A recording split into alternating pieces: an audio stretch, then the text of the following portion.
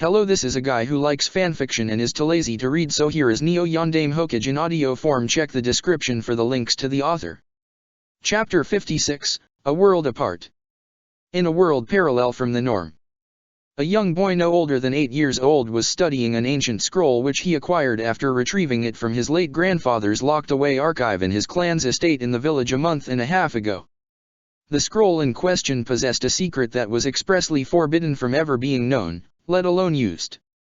But the boy was ambitious and wanted to gain the kind of power and abilities his grandfather had in his prime, which made him so renowned even after his untimely demise, saving the village from an invasion triggered by his traitorous former student. The boy never forgave the man responsible for taking his grandfather away from him, and he was always angry at himself for being incapable of helping his grandfather, whom he always wanted to surpass and gain the title he had as the village leader. With his grandfather gone, the child felt he had to find some way to fill in the gap left behind and become the ninja his grandfather was. Only he didn't believe that he had anyone strong enough to help him down that trek. Sure, his sensei was good in his own rights, but his ideas of shortcuts and favoritism irritated and frustrated him. The one he regards as a big brother and role model was also talented in his own rights, but the youth sought something beyond him as well. The youth spent over a month and a half studying the complex seals in secret at his personal hideout in a cave outside the village. The nature of the seals themselves in the scroll were on levels that only a trained and experienced seal master could understand, which was probably why his grandfather never resorted to using the scroll, since he wasn't a seal master like his late successor/predecessor was. Regardless, the boy was certain that through the secret of that ancient scroll, he would manage to start his journey in becoming a great ninja and warrior his late grandfather was. That night, the boy got everything he needed to execute the secret within the scroll. At his hideaway, he carefully wrote the required seals on the ground. It took over 3 hours to do so perfectly, since based on what he studied about seals, one mistake anywhere in its writings, even in the smallest caliber, could prove disastrous. After putting the final writings in place, the boy made a thorough and careful inspection of the seal. Finding everything in perfect order, he went about initiating the next phase of the jutsu. Standing before the seal, the boy, after spending hours over the past 2 weeks memorizing the required hand signs for the seal, performed the intricate hand signs in the exact order explained in the scroll and then clasped his hands together. The seals on the ground began glowing in a radiant white glow. Back in Naruto's world, at the Namikaze estate, Naruto, still in his tiger skin loincloth, was still holding the large bowl of sliced mixed fruits and bottle of perfumed body oil in his other hand. Hinata and the others looked at Naruto with eager anticipation of what he was going to give them. Hinata prepared to remove her kimono, and when Ino saw this, she reached to undo her sash, holding her kimono up also. The rest soon followed as they were about to strip down to their bra and panties, and in Anko, Temari, and Ryuta's case, their two-piece lingerie. As Naruto was enjoying the entertaining sight, something suddenly shot into his mind and body, instantly changing the expression on his face to that of stunned shock. The 5 females saw the look on Naruto's face and knew something was wrong. "Naruto-kun," Hinata asked worriedly, "is everything alright?" Naruto couldn't respond as he was frozen in place like statue. Hinata, Ino, and Temari went over to him while wondering if anything happened. Upon reaching Naruto, however, something happened. An unknown glowing seal of some sort suddenly appeared from underneath them and Naruto.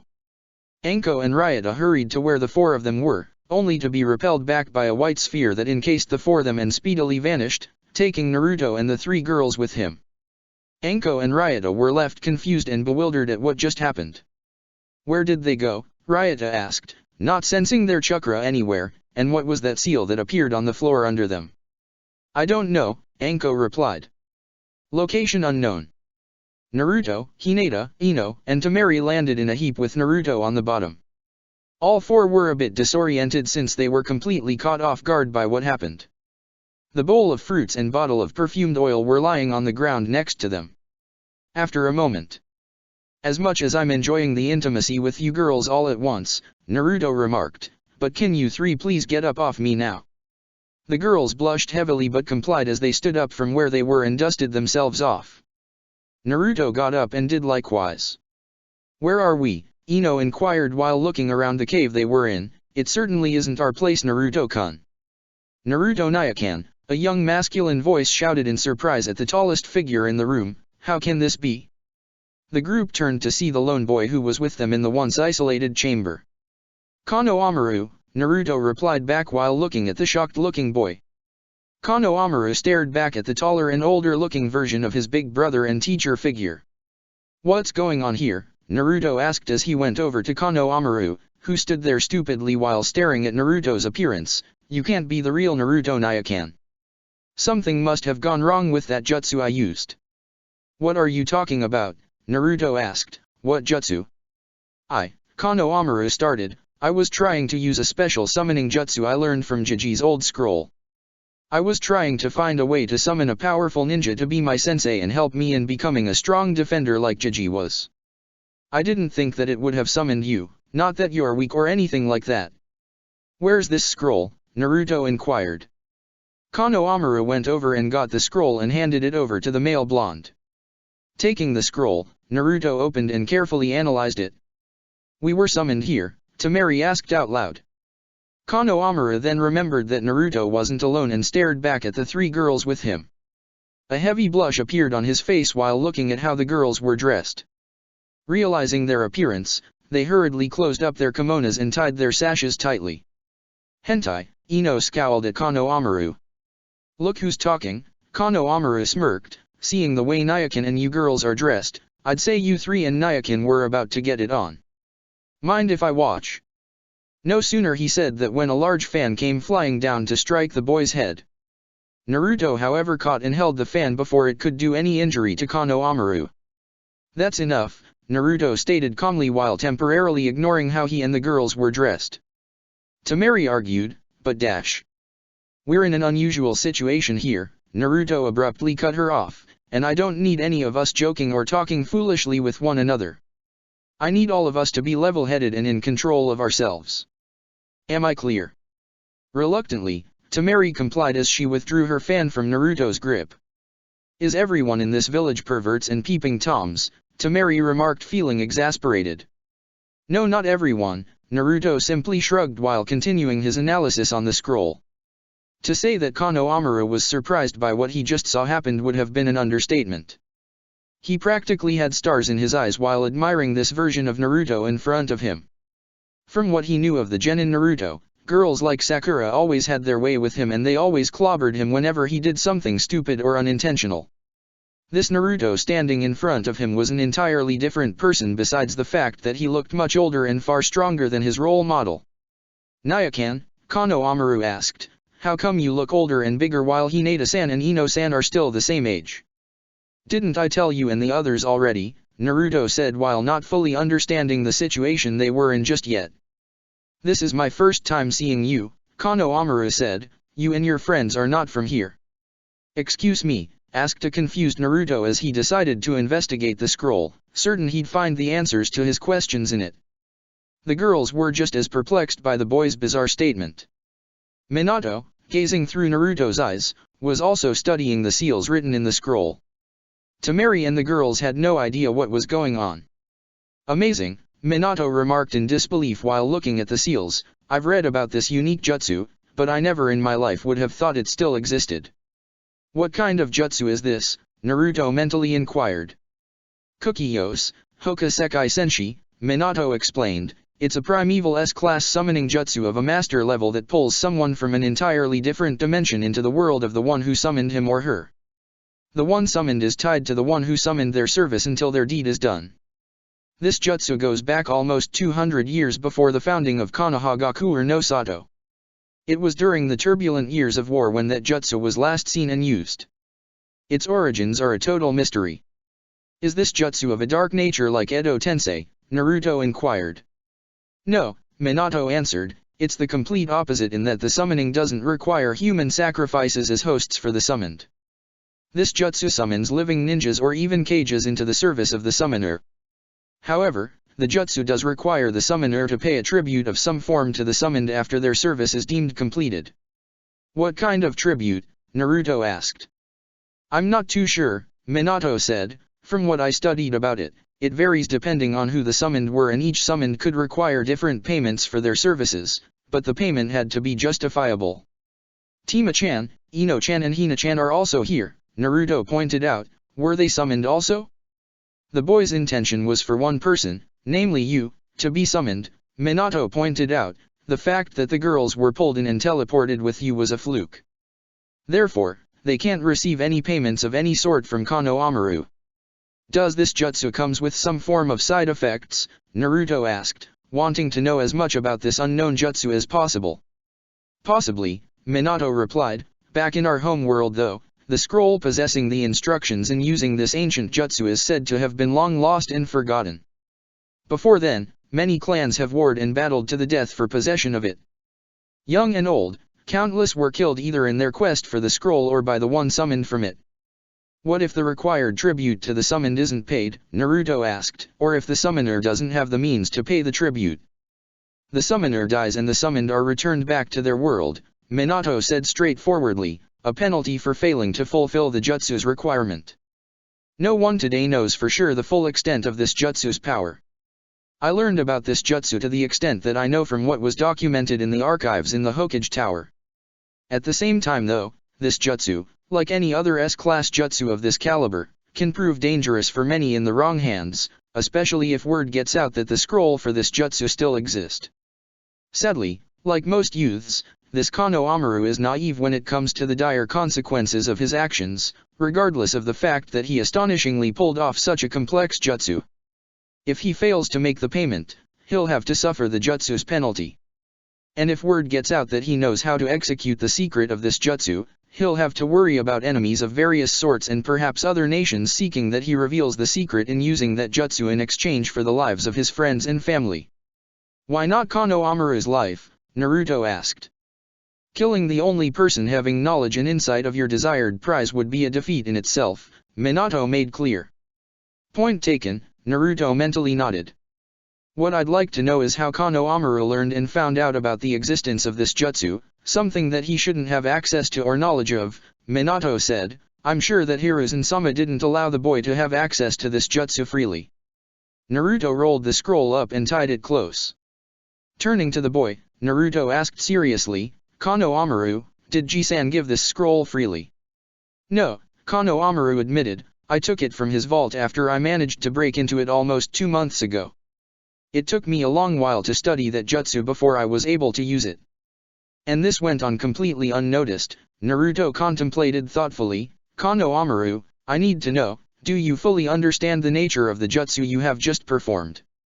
Yeah, Kano Amaru replied, it's a summoning jutsu of an ancient type that allows the summoner to call upon a warrior of another world of his choosing. Wait a minute, Ino interjected, summoned from another world.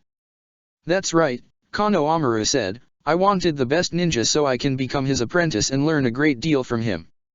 Nyakin appeared from the jutsu so therefore he must be as great as Jiji was. But I'm surprised you three came along with him also. What do you mean as Jiji was? Naruto inquired. Kano Amaru explained, Jisan died fighting that Orochimaru when he and Suna invaded and attacked Konoha 3 months ago. This lady called Tsunade is the Go-Dame, she's said to be one of the Sunins and one of Jiji's former students. This was a lot to take in. Everything seemed to be happening all at once. They were quiet as they processed everything explained to them. Naruto thought about telling Kano Amaru the truth about the jutsu but decided against it, for now at least. So Jisan is dead in this world, Naruto thought sadly. I wonder what else took place in this reality. Do I even want to know? Let me get this straight, Hinata said, we're from a totally different universe apart from this one. Based on what I read in this scroll, we are, Naruto confirmed after snapping out of his daydream, as far-fetched as it sounds, we're far from home. That's putting it lightly, Ino remarked with her arms crossed over her breasts. Looking around at their surroundings, Hinata decided to see past where they were. Byakugan, she said before scanning the surrounding environment, we are deep in the woods some distance outside of Konoha. How far are we? Ino asked. About a 27 minutes walk from here, Hinata said. But we can't go into the village looking the way we do, Tamari pointed out. On top of that we have nowhere to stay, Ino added, and all of our equipment and gear is back in our home dimension. Focusing chakra into his left arm, a seal of some form appeared on Naruto's upper shoulder. Kai, Naruto said before the seal on his left shoulder released a scroll from within it. "We're not entirely lost, my ladies," Naruto grinned as he held the scroll in his hand. "What's in that?" Temari asked. "Just some necessities I've packed and sealed into this scroll and then sealed the scroll into my body in the event of long-duration missions," Naruto replied, "but I must release the seal in this scroll in a clear opening in the Forest of Death." "What?" Ino shouted in disbelief. Truthfully, none of the girls wanted to go back into that dreaded and deadly forest. Why do we have to go and take up residence in that forest of all places? Hinata asked, stuttering for the first time in a long time with fright present in her voice. The fact that very few would dare to enter that forest knowing that they'd be risking a quick death makes it the perfect hiding spot, Naruto explained, plus I've studied the terrain of that entire forest and know of areas that even the Umbu fear to enter. All the more why we don't want to go there, Temari remarked heatedly. "Listen," Naruto sighed, keeping a steady head demeanor, "I'm sorry that our circumstances is a great inconvenience for us. But we can't just barge into that village and act like we own the place. If anything, it won't be the same Konoha that we're from. For starters, we have no idea how things in this world operate, and there's no telling how the villagers and others will react to our presence, let alone to the fact that we come from a parallel universe. It'd be best if we do some investigating in how this world works, since we won't be going back home for a while." "And how long is a while?" Ino asked. "I don't know really," Naruto said. "It could be days, perhaps weeks, depending on whether or not our purpose in being summoned here is fulfilled, in which the jutsu will dispel and return us back to our home dimension. Until then, we're stuck here." Meanwhile, back in Naruto's home dimension. "What do you mean my son and the others just vanished?" screamed an angry Tsunade. Anko and Ryota, dressed in the regular clothes again, were pale-colored at the sight of their angry future mother-in-law. The two kunoichis just got through explaining everything that happened at the mansion, and needless to say, Tsunade wasn't taking it too well. Hiruzen was in the office during that hour, briefly talking with his former apprentice about Naruto's request to travel to Iwa when Ryota and Anko barged in and explained what happened. Shizune and Kakashi were also in the office while keeping their eyes on the door for a rapid emergency exit in case Tsunade's motherly rage exploded. "Like we explained," Anko continued despite her fear, "an unknown seal of some sort appeared and took Dash." "We heard what you said," Tsunade cut her off. The blonde took a moment to calm herself down. She knew that what happened was beyond their control, but she couldn't help but worry for her son and the 3 other Kunio-kais who went missing with him. After a couple of minutes, Sarutobi asked, "Did you get a good view of how that seal looked like? Maybe through this we can get an idea of what could have happened to Naruto and the others." "We'll do what we can," Ryota answered, "but the seal in question looked really complex and unusual. It didn't look like anything I've ever seen before in my entire shinobi career." This intrigued Hiruzen as he put on a thoughtful expression. "Where's Jiraiya?" Hiruzen inquired. "Recuperating," Anko remarked. "Why?" "His knowledge on seals is better than my own," Hiruzen said before taking a puff of his pipe. "He would have most likely been able to find something faster." "He'll come once he hears that Naruto is missing," Tsunade assured. "You know me better than anyone else, Tsunade-hime." Everyone turned to the window to see an almost fully healed and restored Jiraiya crouching on the window. "How long were you there?" Tsunade asked. "Long enough to know what's going on," Jiraiya replied with an unusual seriousness in his tone while turning to face the 2 younger females. "What's your description of this seal that's being spoken about?" "I hope our memories serve us as best as they can," Ryota remarked before she and Anko were given papers to draw as best as possible the description of the unknown seal. Back in the alternate universe, Naruto and the crew were in a large enough clearing deep in the Forest of Death. They encountered some of the forest's welcoming animals and returned the greetings with some of their specialty jutsus. Konohamaru was scared shitless seeing the kind of animals and creatures that live in the infamous forest they were traveling through. He was certainly happy that Naruto and the others were there to keep him from getting lost, or better still, eaten. "I thought you said that you knew of a safer part of this forest to stay," Ino remarked sourly while carrying both the bowl of fruits and bottle of body oil. "Safer in that it make many ninjas and those in the Umbu think twice before treading into this location," Naruto shot back as he walked forward some distance from the group with his scroll in hand. The group stood where they were while wondering what Naruto was up to. Finding the right distance, he punched the ground with a great force, forming a large and wide enough crater into it.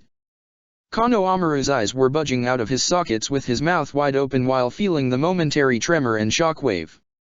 "Why, you have insane's strength is, the go dame," Konohamaru stuttered in shock before a wide grin of admiration appeared on his face. "That's so cool.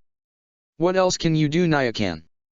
While in the crater, focusing and using wind manipulation, he sculptured and smoothly paved the crater he made into a rectangular structure that was 7.5 feet deep, 52 feet long and 28 feet wide.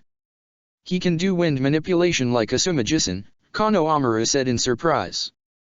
"He can do a lot more than that, Konohamaru," Ino said, "take my word for it." After opening and setting the scroll down on the ground in the center of the symmetrically designed pit, he jumped out from the pit and walked away from it while going over to where the group was. In the middle of the scroll was the kanji for residence. "What are you doing now, Nyakan?" Konohamaru asked. "Watch," Naruto responded as he made a hand sign, "Kai." A huge burst of white smoke came forth from the seal in the scroll as it released what was confined into it. It was a few moments before the large smoke screen cleared. When it did, all but Naruto marveled at what came out from it and into what was once an empty pit. "No way," Temari looked on in surprise. "It's an entire house," Hinata said in disbelief. "He sealed a whole house into that scroll." "Wow," Konohamaru marveled, "you really are a super strong ninja." "I'm not that great really," Naruto replied while scratching his head. "There are others of better skill than my own." "Aren't you modest?" Temari teased only to receive a snort from Naruto. "Let's look inside," Ino suggested as she and the others followed. Entering the beautiful two-story house, Ino and the others saw that the once sealed house was a fully decorated and established living residence ready to be used. It had furniture, clothes, survival equipment, stored food, toilet, and all. There was also a generator in the basement of the house providing them electricity, thus lighting up the house and making all of the electronic appliances in the house usable. "Who sold you the scroll having this place?" Temari asked in surprise. "I didn't buy it," Naruto answered. "I took one of the unused houses in my estate and sealed into one of my scrolls. Designing and creating the seal to contain this house with all its essentials wasn't all that hard. This house should hold us up until we're able to return back home." "You own houses?" Konohamaru asked in surprises. "Are you a clan leader or something in your world?" "That's not important," Naruto smiled, not wanting to give too much information about himself and the girls too soon. "What about those creatures outside the house?" Hinata asked. "This place will no doubt attract many of them." "Relax," Naruto assured. "I didn't spend so much time training with Anko-chan in the Forest of Death to end up with no knowledge on how to repel them. I'll set up some seal barriers to keep them and other intruders out." Summoning 4 cage bushins, he sent them outside to perform the task of setting up the barrier seals around the perimeter of the house.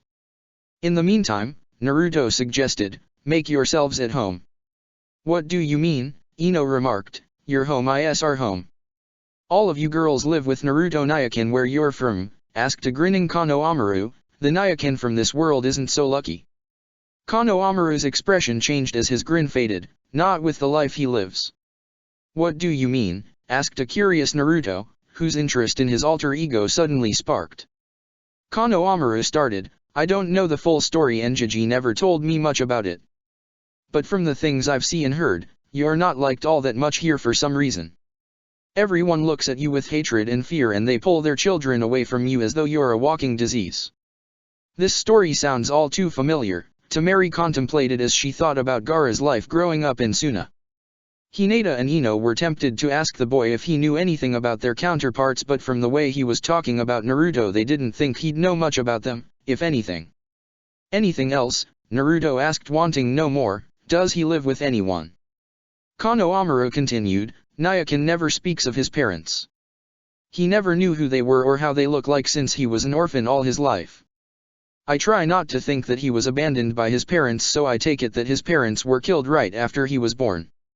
As for where he lives, it's more like the slums of Konoha and he lives by himself. Like me, Nyakan wants to be Hokage and tries very hard to prove to everyone that he's not a bad guy as they always make him out to be. But the villagers would ignore him, throw things at him or beat him up for even the smallest things. A few times I overheard people call him things like monster, beast or demon. Once, while spying on Nyakin when he went to a grocery store, I saw the store clerk overcharge Naruto for a half-gallon of milk and a loaf of bread. She made Naruto pay 3 times the amount those things actually cost. After he left, I saw this Sasuke guy enter the store to buy the same items and a few other things moments after Naruto left. The clerk didn't charge him anywhere near what she forced Naruto to pay. Sasuke nearly bought his stuff for free. Sure, Nyakin pulls pranks here and there, but nothing malicious to deserve the way they treat him. From what Nyakin told me, his poor treatment has been like that for as long as he could remember. Naruto could already feel Minato's white-hot rage and indignation coursing through his body besides his own. The mixed bloodlust he radiated started terrifying everyone inside the lit living room. It took a moment for the elite Jounin to regain his control, though Minato's fury was still present. Temari was made aware of Naruto being adopted by Tsunade by Naruto himself a week ago. It took a while for it to sink in, but in the end, she still looked at Tsunade as Naruto's only mother, blood-related or not.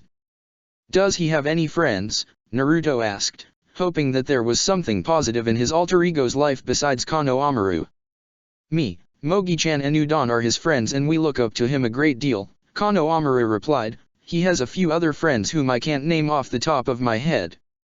The Godame is especially fond of him, though they have their unfavorable moments. He recently started hanging around this old toad sage person, Jiraiya is his name I think." Recently, Naruto questioned, where was he the rest of the time over the years? "Beats me.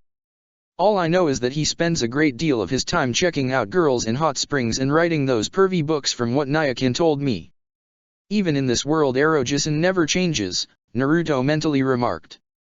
"There's this pink-haired girl on his team also," Kano Amaru added, "Sakura, I believe her name to be if I remember right." "What about forehead girl?" Ino inquired. Kano Amaru explained, "She's on the same team as Naruto Nyakin with Kakashi-san as their sensei. Naruto Nyakin has a huge crush on her, but she seems to be more into that Sasuke guy." Naruto found that revelation hard to swallow. He almost refused to believe what he heard with his own ears. "My other self has a CC crush on Sakura, Sasuke's biggest fanatic," Naruto repeated in disbelief. "Nyakin told me that Sakura turned him down many times when he'd ask her out. She hits hard and punches Nyakin a lot too, and her temper is rather scary. Even though Nyakin is scared of her temper, he still tries to win her affections." "Such inspirational determination," Naruto remarked cynically, "but what of Hinata-chan and Ino-chan? Don't they like him at all? I really doubt Ino likes him much, if at all. She rarely interacts with him from what I've seen, and like Sakura, she had a major thing for Sasuke." Ino felt rather disgusted on hearing that. "My alter ego is a Sasuke fangirl. Nyakin said that Sakura and Ino used to argue and fight each other about who gets to be with Sasuke," Kano Amaru added, "but since Sasuke deserted the village they don't fight as much about him." "Some things don't change," Naruto mentally sighed. "Hinata-san is very shy and is one of the only people that treat Nyakin kindly, along with Tokaji-san and his Ayam-nichan. I'm really liking this world lesser and lesser with every word we're hearing so far," Ino commented. "Likewise," Temari remarked. "I'm sorry to say that we can't relate to our other selves," Naruto said, struggling to keep his earlier mixed bloodlust in check. "Maybe I'll have better chance of understanding the situation if I'm there to see it firsthand." "Well, you can't go into the village looking the way you do now," Kano Amaru pointed out. "Plus, Nyakin is, well, shorter. And he has whisker markings on his face. By the way, what happened to yours? I hide them deep within my skin. Would you happen to have a picture of this other me?" Naruto asked. The boy nodded and pulled out a small wallet from his pants pocket. Opening it, he took out a folded picture of himself and the younger-looking Naruto, and handed it over to the male blonde. Upon seeing the picture, Naruto grimaced at his ego's choice of clothes.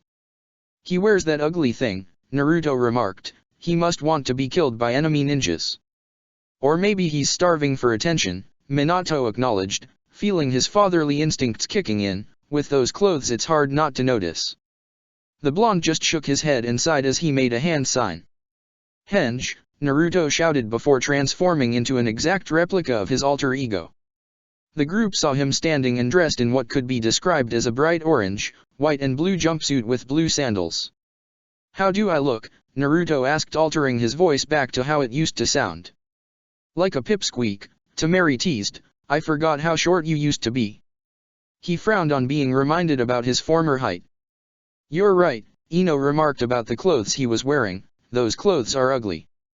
That other you needs some serious fashion tips. In any case, Naruto cut in, I have to escort Kano Amaru back home. He can't be seen walking through this forest alone or at any other time for that matter. How long will you be? Hinata asked. Not long, I'm sure, Naruto assured as he gestured to the boy to come along with him. What about the scroll? Kano Amaru inquired. Thinking it over carefully, Naruto turned to Kano Amaru and stated, Kano Amaru, that scroll will remain with me. That jutsu you performed in summoning us to this world, no one, and I mean no one, can know how you executed it, nor can they know that you know how to execute it. What? Kano Amaru retorted in disappointment, how come? Sighing, Naruto explained, your grandfather hid that jutsu away for very good reasons. If anyone were to find out that you know its secret, you'll have enemies of all sorts coming after you, using any means to get that secret out of you. Imagine someone like Orochimaru getting his hands on this jutsu and summoning an army of rogue S-class ninjas from my world into this one to do his bidding and warring against Konoha. This jutsu is a master level S-class summoning, and the fact that you summoned someone of my caliber into this world would indicate that dash. Naruto paused for a moment as he contemplated on an idea that came to his mind. He was silent briefly as everyone else wondered what could have caused him to go mute. Is something the matter, Naruto-kun? Hinata asked worriedly. After a brief moment of silence, Naruto finally answered, Kano Amaru managed to execute a master-level S-class summoning jutsu, a feat that many believe that only a seal master could pull off. Where are you getting it? Temari asked. Eventually our presence in this world will be known, Naruto pointed out, perhaps sooner than we think. However, if we can maintain the belief that a ninja of a seal master class summoned us into this world, it can serve to protect Kano Amaru and keep most if not all from suspecting that he was the one who brought us over to this world. The gears into everyone's head started turning as they caught on to what Naruto was saying. And Kano Amaru, Naruto made clear, that means when you see me and the others make our true appearance, don't approach and talk to us as you already know us. Act as though you are shocked and surprised. Got it? Kano Amaru nodded in understanding. Seeing this, Naruto headed to the front door with Kano Amaru following. The duo made their way through the deadly forest with the elite Jounin slicing through whatever obstacles or creatures came their way. Back in Naruto's home dimension, Anko and Ryota got through drawing up made as best as they could the seal they saw on the floor at Naruto's mansion. It took quite a while, but they finally came to a decision on which concept to go with. Jiraiya and Hiruzen looked at the agreed concept and examined it closely. Upon further inspection of the sketched seal, Sarutobi dropped his pipe from his mouth, something that did not go unnoticed. I take it you know something about that seal, Sarutobi-sama, Kakashi figured.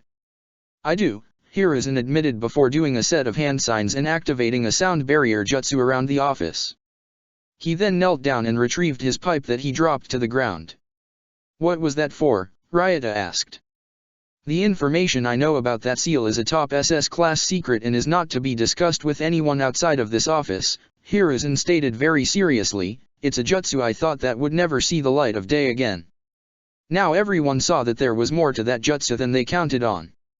What jutsu is it? Shizun spoke for the first time after a long period of silence. Kukiyos, Hoka Sekai Senshi, Hiruzen answered, a master class summoning jutsu. Hiruzen went on to relate the history of the jutsu to Jiraiya, Tsunade and the others. Everyone else listened to the old man as he gave what history he knew about the jutsu. Jiraiya had a thoughtful expression, though he was starting to understand why his former sensei was hoping that jutsu would never be seen again. Many lost their lives in pursuit of that jutsu even after it was long lost, Hiruzen continued. My sensei, Shodame-sama, was the first in 100 years to discover the lost jutsu, which was buried in a temple deserted by monks. However, because of its infamous history and not wanting another war or a civil war to break out for it, he entrusted it to someone that he and his brother had the highest confidence in to make sure that the scroll was never found. In other words, Jiraiya interpreted, you were entrusted with that scroll's secrecy. Yes, Hiruzen said, Hashirama-sama wanted me to never use that jutsu or teach it to anyone. Years ago, his rival Uchiha Madara was one of the very few who heard about this jutsu from another source and spent a long time looking for it and thankfully with no success in finding it. Well, clearly someone from another universe managed to learn the Hoka Sekai Senshi and summoned my son, Hinata, Ino, and Temari over to their world, Tsunade retorted. Regardless that my grandfather never wanted that jutsu to be found again, we have to use it to get them back. I'm afraid that's not possible, Sarutobi countered. And why not? Tsunade shot back with a tone that showed she wanted a good explanation. There's no telling what that person who summoned them could be making them do at this moment. Yes, I know, Hiruzen said calmly, but using that jutsu now in this world is completely not viable. It would require someone of this dimension of the exact same wavelength as the one who performed the jutsu. In other words, we would need the counterpart of the one who did the jutsu, only then would it nullify the power of the jutsu used on the other side. However, finding such a person is impossible from this end from where Naruto and the others were taken. For we know, that person might not even be alive in this world in contrast with the other universe. He or she might even be from a completely different or remote village or nation. There's no way to tell. Can't you chance the use of that jutsu to get them back? Tsunade argued with the former Hokage. For all we know, maybe it would your own counterpart who performed the jutsu. It's too great a gamble, Sarutobi made clear, one Naruto himself wouldn't chance. If I or anyone else besides the summoner's counterpart performs that jutsu, Naruto and the others could end up forever trapped between worlds in dimensional limbo because of the imbalanced wavelength. Tsunade slammed her fists down on the desk in frustration. It angered her that her son was taken from her and that there was nothing she or anyone else could do to undo it. It's not fair, Tsunade said lowly. How long will the jutsu last? Kakashi asked. I don't know, Sarutobi said, days, perhaps weeks. It all depends of the purpose of why Naruto and the others were summoned. They can't and won't be sent back until their task is deemed done by the one who summoned them and their tribute is paid off to them by their summoner, whatever that might be. But people will catch on that Naruto and other three girls aren't around, Jiraiya pointed out. They and the council will start getting suspicious of their absence. There was a moment of silence in the room as they thought about how they could cover this incident without arousing suspicion from the populace on the council. A couple of minutes later. We'll explain and write up documented paperwork that Naruto, Hinata, Ino, and Temari have left together for a secret mission with unspecified time duration, Hiruzen explained. It'll be marked as an S-class mission with Naruto as team captain. The council and others will be denied being given any information on the nature of the mission and told that for the team's safety and well-being, the secrecy of the mission is of high priority. Hiruzen went on in detail explaining to Tsunade and those present how the cover-up would work. Though Tsunade didn't like the situation, she had to go along with it and hope that Naruto and the girls with him were returned soon before further complications could arise. Back in the other universe, Naruto successfully escorted Kano Amaru out of the deadly forest without being spotted by Anko or anyone else. Despite how terrified he was being in that forest, Kano Amaru made mental notes about how Naruto navigated them through the forest of death and avoided the creatures and traps in the forest. I never knew such a terrible place like that exists in our village, Kano Amaru said. It's the second part of the Chunin exams, Naruto said. What? If you want to become Hokage, Naruto said, that forest is one of the obstacles you'll have to overcome, like your Nyakin did. Kano Amaru knew that Naruto participated in the Chunin exams and made it to the finals. Though he didn't make Chunin, the fact that Naruto survived that forest was amazing enough as it was. /N, Naruto, Uzumaki Naruto, will be used to distinguish the Genin Naruto from En Naruto, Namikaze Naruto. If you and Nyakin were able to do it, Kano Amaru declared, then so will I when my chance comes. I won't let him become Hokage without a challenge.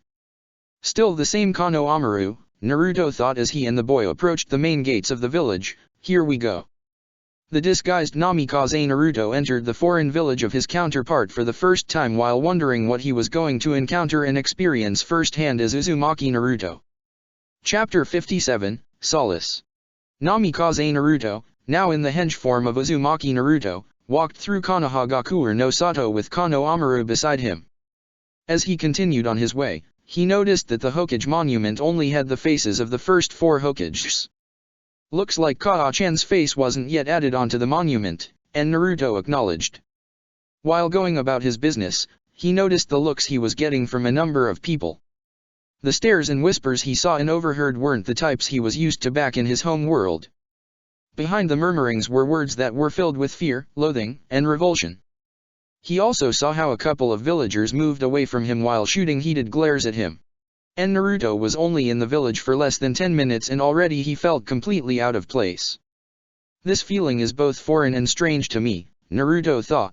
Is this the kind of life I was subjected to in this reality? All his life and Naruto was loved, admired, and respected by everyone in his home world.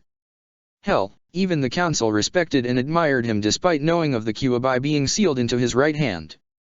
Hey Konohamaru, and Naruto asked, would you happen to know exactly where my other self lives? I'll show you, Konohamaru said, but like I said before, you won't like it. Whatever gave you the early impression that I liked how I was being looked at by everyone so far, and Naruto remarked. I see your point, Konohamaru sighed dejectedly as he led the way. And Naruto followed the younger boy to the poorer and less favored side of the village. While on his way, Minato's displeasure was only rising and causing Naruto's own displeasure to worsen. This didn't sit well with the blonde as he and his tenant had to keep their cool and not blow their cover. Are you okay Nii-chan? Konohamaru asked worriedly. Super, and Naruto replied cynically while keeping his emotions in check. It was a bit of a while before they arrived, and true to Konohamaru's words, Naruto did not like what he saw. The two-story building complex was decrepit and poorly maintained. And Naruto was already hearing Kyuubi's laughter and taunts in his head. This is the life you'd have been subjected to, kid, had it not been for your father's unwitting screw-up in the sealing jutsu he was planning on using, Kyuubi mockingly laughed. Yondaime's surviving legacy, reduced to the village's scapegoat for something he had nothing to do with. These are the people your father would have sacrificed your ass for? They're nothing but a pack of ingrates that practically spat on everything their Yondaime gave his life for. From all this, I wouldn't be surprised if they piss and shit on his grave daily. Shut the fuck up you bastard, Naruto mentally barked, only to be annoyed some more by the fox's cruel laughter. I hope you're proud of what would have been your work Minato, Kyuubi jeered, you're seeing firsthand what life for your son could have been had your intended funjutsu succeeded. I couldn't picture a more loving and parting gift from father to son. Naruto Nii-chan, Konohamaru yelled out, snapping Naruto out of his trance. Oh, sorry about that, Naruto said, I guess I spaced out. I'm finding all this hard to believe. I had no idea that my life in this world is this repugnant. I never experienced anything of this sort back in my home world. It's really sad and heartbreaking for me. The look Konohamaru saw in Naruto's face was one that expressed a great deal of grief and empathy. Is this truly what life as a Jinchuriki really means? Naruto contemplated while remembering an argument he got into with Tsunade and Jiraiya 2.5 years ago. Naruto, age 11, was at home with Tsunade and Shizuan. It was 3 weeks since Naruto's run-in with Itachi and Kisame, and Tsunade had been more protective of him since. She had Kakashi and several other umbus on surveillance around the village and they were to report anything suspicious. Jiraiya soon entered their living quarters at the Hokage Tower and briefed them on what he learned from his spy network. Do you have anything for us? Tsunade inquired. Only so much, Jiraiya said before continued, from what I gathered from one of my operatives, the Akatsuki is an organization very few know of. In fact, Orochimaru was once part of it. What? Tsunade said widened eyes, for how long? I don't know but he left that organization recently, Jiraiya continued. It's speculated that he and Itachi got into some form of skirmish that didn't sit well with Orochimaru.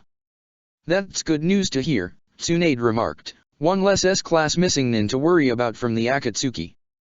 After thinking it over, Naruto decided to speak and bring up a subject that's been on his mind for a while now.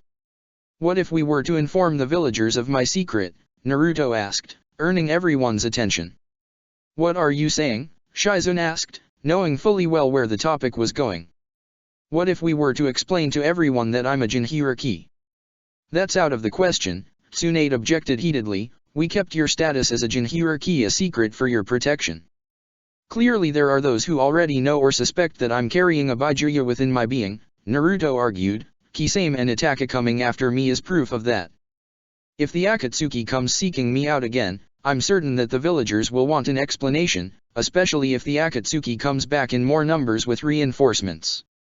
We have no guarantee that the villagers will take kindly to the fact that you're carrying the monster that attacked Konoha and killed so many of their friends and loved ones 11 years ago, Shizune interjected. Many may become bitter and hold grudges against you for something you had nothing to do with. We don't know that, Naruto countered. We should have some faith in the villagers' understanding of my father's sacrifice. You're very naive, Naruto, Jiraiya chided. People aren't always as compassionate and understanding as we'd like them to be. Sad to say, that was something your father stubbornly refused to accept also.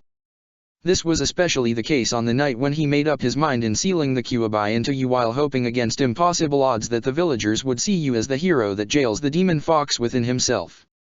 Naruto growled under his breath on hearing Jiraiya's words about Minato. Jiraiya though didn't allow Naruto to retort as he continued, we had no idea what became of Kyuubi until only a few years ago. Virtually the entire village believes that the Kyuubi was done away with and it's best to keep it that way. You have no real understanding what being a Jinchuriki means. What? Naruto retorted indignantly, my father sealed both himself and Kyuubi into me right after my birth. How could you say I don't know what it means to be dash? You have no idea what normal life is like for a Jinchuriki, Naruto, Jiraiya said with a hardened voice. Tsunadeheim, Shizune, Sarutobi-sensei, Kakashi and myself have sheltered and kept you safe from what being a living sacrifice truly means. Hiding the fact that I'm a Jinchuriki from the villagers is like you're ashamed of what my father had done to save the village, Naruto replied. Jiraiya kept his cool before he walked over and stood in front of the young blonde. Jinchurikis are never favored, loved, or welcomed in their home village, Jiraiya stated as he jabbed his index finger into Naruto's chest with each point he made. They're often hated, mistreated, looked at as beneath subhuman, and if the village sees it fit, the Jinchuriki is trained to become nothing more than a weapon for their use and then disposed of after their use have worn out. They're known for being lonely people who grow to despise humanity for the curse their own people damned their lives to. Naruto felt bitter and disgusted by Jiraiya's harsh words.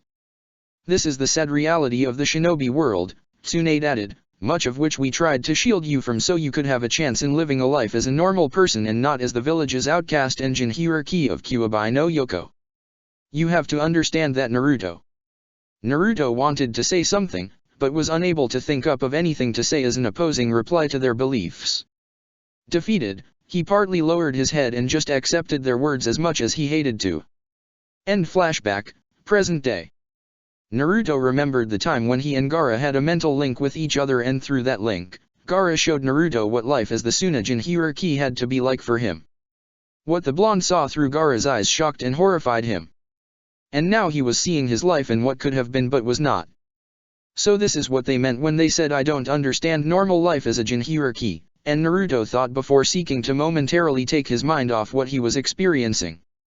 Turning to Kano Amaru, he asked, hey, what kind of stuff does my alter ego teach you, if anything? Well, Kano Amaru started, he taught me Warak no Jutsu for starters. And then he used Kage Bushins and had them henge into sexy naked girls before using that against Ibisu-sensei a few months ago. That was his advanced harem no jutsu. Looks like some things don't change, Naruto thought. Is there anything else besides that? He plays ninja with me, Udon and Mogi-chan when he has the time to. Just like how I used to, Naruto thought while being surprised by the subtle similarities he was learning about. Is there more? That's about it really, Kano Amaru shrugged. The blonde thought for a moment and then an idea came to mind. Tell you what. How about I show you some styles with the Naginata? What do you say? Cool, Kano Amaru cheered. You'll teach me how to use the Naginata. I'll show you the basics and how you can improve and advance to higher levels. Back in my world, Jisan was a skill Bojutsu fighter, and take it from me, even with Kage Bushins, I had a hard time with him when he trained me in its use. So do you accept? Learning a fighting style that Jiji used, Kano Amaru remarked, I'd be stupid to decline it. When will the lessons begin? We can begin tomorrow afternoon in the Forest of Death. I'll pick you up in secret at Training Ground 34. Make sure you're alone and not followed. Kano Amaru nodded in agreement. Leaving the area, and Naruto took Kano Amaru away as they started on their way to the Sarutobi compound. It was only seconds later after the duo turned the corner when Naruto entered the scene from another corner while making his way home. He was returning from another D-rank mission with Sakura and Kakashi. He was currently grumbling utterances on how earlier that day Tsunedo Bachin again refused his request to let him go out and look for Sasuke in order to bring him back to the village. Later that night, after dropping the boy home, and Naruto, while still in his hench form, returned back to where Naruto lives and decided to look around the place. Entering the building, and Naruto found the hallway vandalized and covered in graffiti with words and slogans stating such things as, "Die demon scum, go back to hell, you killed our loved ones you bastard," and the list went on as the slogans became more cruder and vulgar. I was only able to imagine what Gaara must have went through all his life after he shared with me his memories and experiences, Naruto thought honestly. I'm seeing my alter ego's life up to this moment thus far and already I'm fighting the urge to slaughter half of this village for bringing dishonor and shame upon my father's memories and sacrifice. I recall warning you months ago about this kid, Kyuubi said after a long period of silence. Everything I said that would happen has happened to this version of you. He's living the life you were spared and protected from. You're no second Flash here in this dimension, kid, just the village's hated trash. Neither Minato nor Naruto had any retort to give to Kyuubi. The sealed former Hokage was busy dealing with his own emotions and anger while keeping his own influence from taking over Naruto, who was already having a hard time dealing with what he was seeing. Reaching the apartment, Naruto picked the lock of the door and stealthily entered the apartment. Closing the door, and Naruto, even with the lights turned off, found the small apartment to be messy with dirty dishes, kunais, shurikens, weights, dirty clothes and empty ramen cups all over the place. After looking around the place, Naruto decided to take a look at the bedroom. Arriving there, Naruto found his alter ego sleeping and snoring with his green pajamas and sleeping cap on. Naruto couldn't help but frown at his alter ego's choice of sleeping clothes. He's like a kid for his age, Naruto thought, since he personally sleeps in his bed with nothing but his boxers. He snapped out of his thoughts when he heard Naruto talking in his sleep. Sakura-chan, Naruto spoke dreamily between his snoring, please go out with, I'll treat you to. Naruto's sweat dropped, he's having dreams of Sakura of all females. Just one date, Naruto continued saying in his sleep, I promise, you'll love it. Databia. Databia, Naruto repeated with a confused look on his face, what the hell is that supposed to mean? Is that even a word? Not that Naruto hated Sakura back in his universe, but in terms of preferences and feminine qualities, Sakura didn't meet his standards and she was too fixated on a traitorous Uchiha, much to his disgust.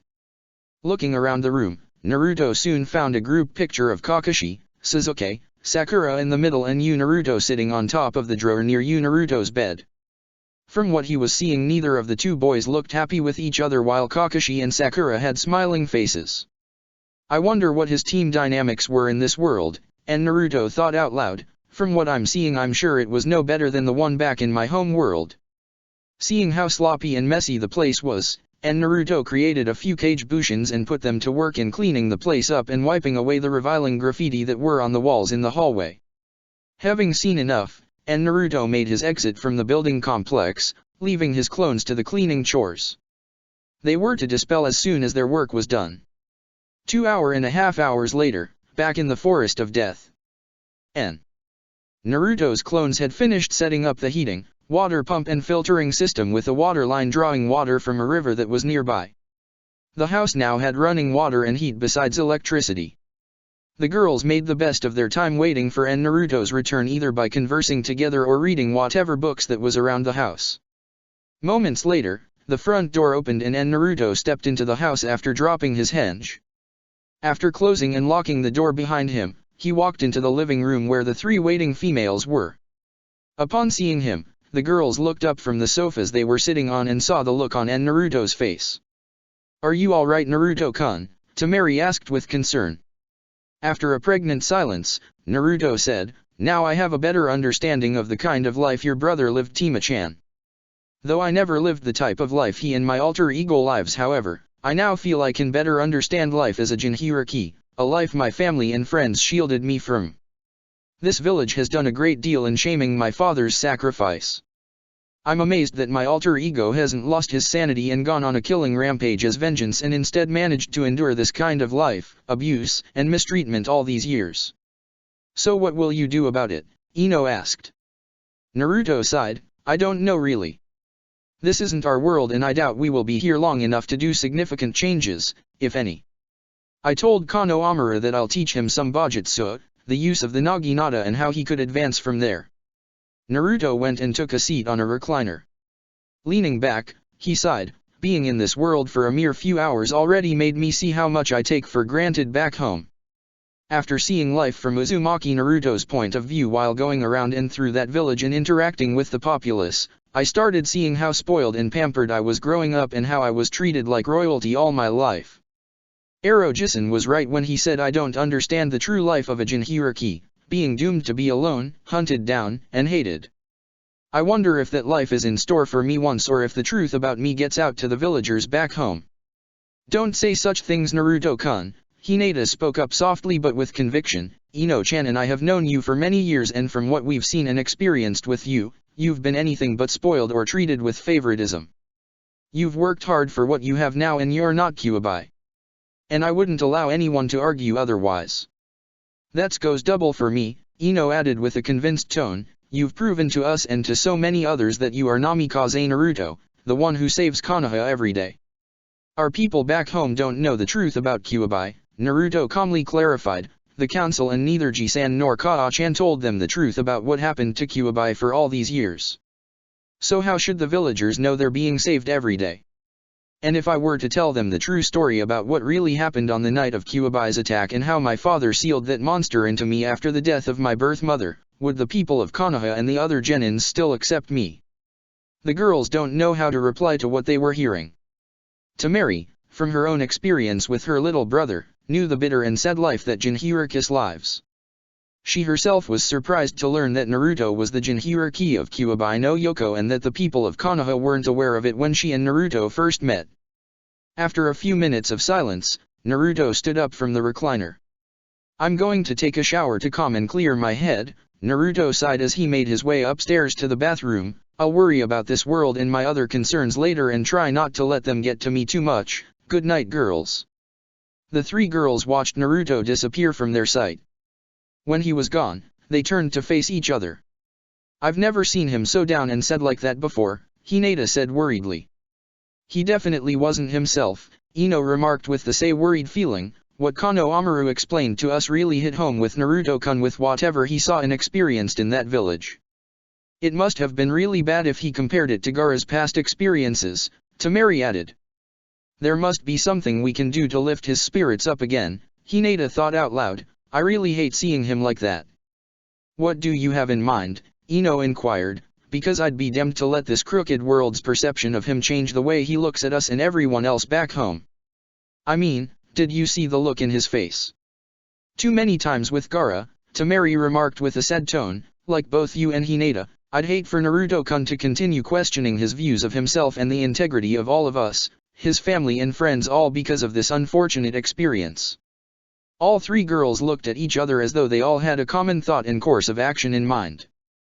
The looks they gave each other only solidified the fact that they were thinking of the same thing. After talking it over some more, the three girls came to a mutual decision. Meanwhile, Naruto was in the shower letting the warm water wash down over his body. At this point, he severed and blocked all connections with Minato and Kyuubi. He was in need of some time to think and clear his mind and he wasn't in the mood to listen to Kyuubi's taunts and ridicules. Minato though was busy thinking about how his alternate son was living a life his alter ego sentenced him to and how his final request for Naruto to be seen as the hero with the burden of jailing the Kyuubi the rest of his life wasn't honored by the people he protected. The disgrace Minato felt was indescribable. Jinhurikis are never favored, loved, or welcomed in their home village. They're often hated, mistreated, looked at as beneath subhuman and if the village sees it fit, the Jinhuriki is trained to become nothing more than a weapon for their use and then disposed of after their use have worn out. Jiraiya's words kept replaying in his head over and over again. He let out a breath of frustration before eventually blocking out the memory. After another 15 minutes, Naruto turned the water off and dried himself off. He put on a clean pair of boxers and stepped out of the bathroom and then made his way to his bedroom, closing the door behind him. He threw his towel to a nearby chair and stretched himself out and released any pent-up tension in his body. He turned the lights off and prepared to head to bed for the night when he heard someone knocking on his door. Knowing it was one of the three girls, he went over and opened the door, only to find Hinata, Ino, and Temari standing outside his bedroom door barefooted and wearing nothing but the towels wrapped around their nude bodies. Ino and Temari's blonde hairs were combed down past their shoulders. He was already feeling the heat in his cheeks burning. "En Naruto-kun," Hinata asked shyly with her face totally crimson, "May we spend the night with you?" From their appearance, and Naruto knew that the girls wanted to do more than simply spend the night with him in his bedroom. Sure, he knew he was engaged to them, but he wondered if they understood what they were asking, especially since they came together much to his surprise. "You know," Naruto said, struggling to keep his rising hormones at bay, "you don't have to go through with this." He really didn't know what to say that wouldn't make him sound stupid as his mind was trying to process what was going on. Despite his controlled demeanor, he felt his erection in his boxer getting harder by the sight of the girls alone. "It's not a matter if we have to go through with this, Naruto-kun," Ino said softly, "it's something we want to do with you." "After what happened and what you experienced earlier tonight," Temari spoke up, "we want to give you comfort and relief in whatever way we can. You've always been there for us and gave us support and consolation when we most needed it. Now we want to do the same for you if you'll let us." This was all happening so suddenly. Naruto didn't know if he was ready for this. It amazed him that he would take on any challenge that would come his way, but what was happening now was an event he felt very nervous about. The girls saw the look of hesitance on Naruto's face. Naruto found it ironic that despite his feared reputation as a powerful shinobi and his renowned strategic use of sexual perverted battle tactics against enemy ninjas, he felt like a timid child in front of three beautiful and strong-willed kunoichis offering themselves to him out of their own free will. The girls giggled at Naruto's expression. It's okay, Naruto-kun," Hinata smiled despite her stuttering, "your nervousness is understandable. We're just as nervous about this as you are, if not more. We gave this a lot of thought and consideration before agreeing to come here tonight," Ino said. "We know many expect us to be married first, but, given the kind of life we live and the challenges and burden you're forced to carry, Naruto-kun, we don't want to spend the night alone without you. Nor do we want you to be alone on this night, especially after what happened earlier today," Temari added. "Please, Naruto-kun," Hinata said, swallowing the lump in her throat, "let us share your bed." Naruto couldn't believe what he was seeing, let alone hearing. It was like he was living out one of Jiraiya's stories, which he started reading since he was 8 years ago and still does. He was happy that he closed off his links to Minato and Kyuubi earlier. After thinking it over and seeing the sincere looks on the girls' faces, Naruto stepped aside and allowed the girls into his room before closing the door behind them. He opened the lights dimly, adding more to the atmosphere of the room. "I recall offering you girls that body oil rubdown."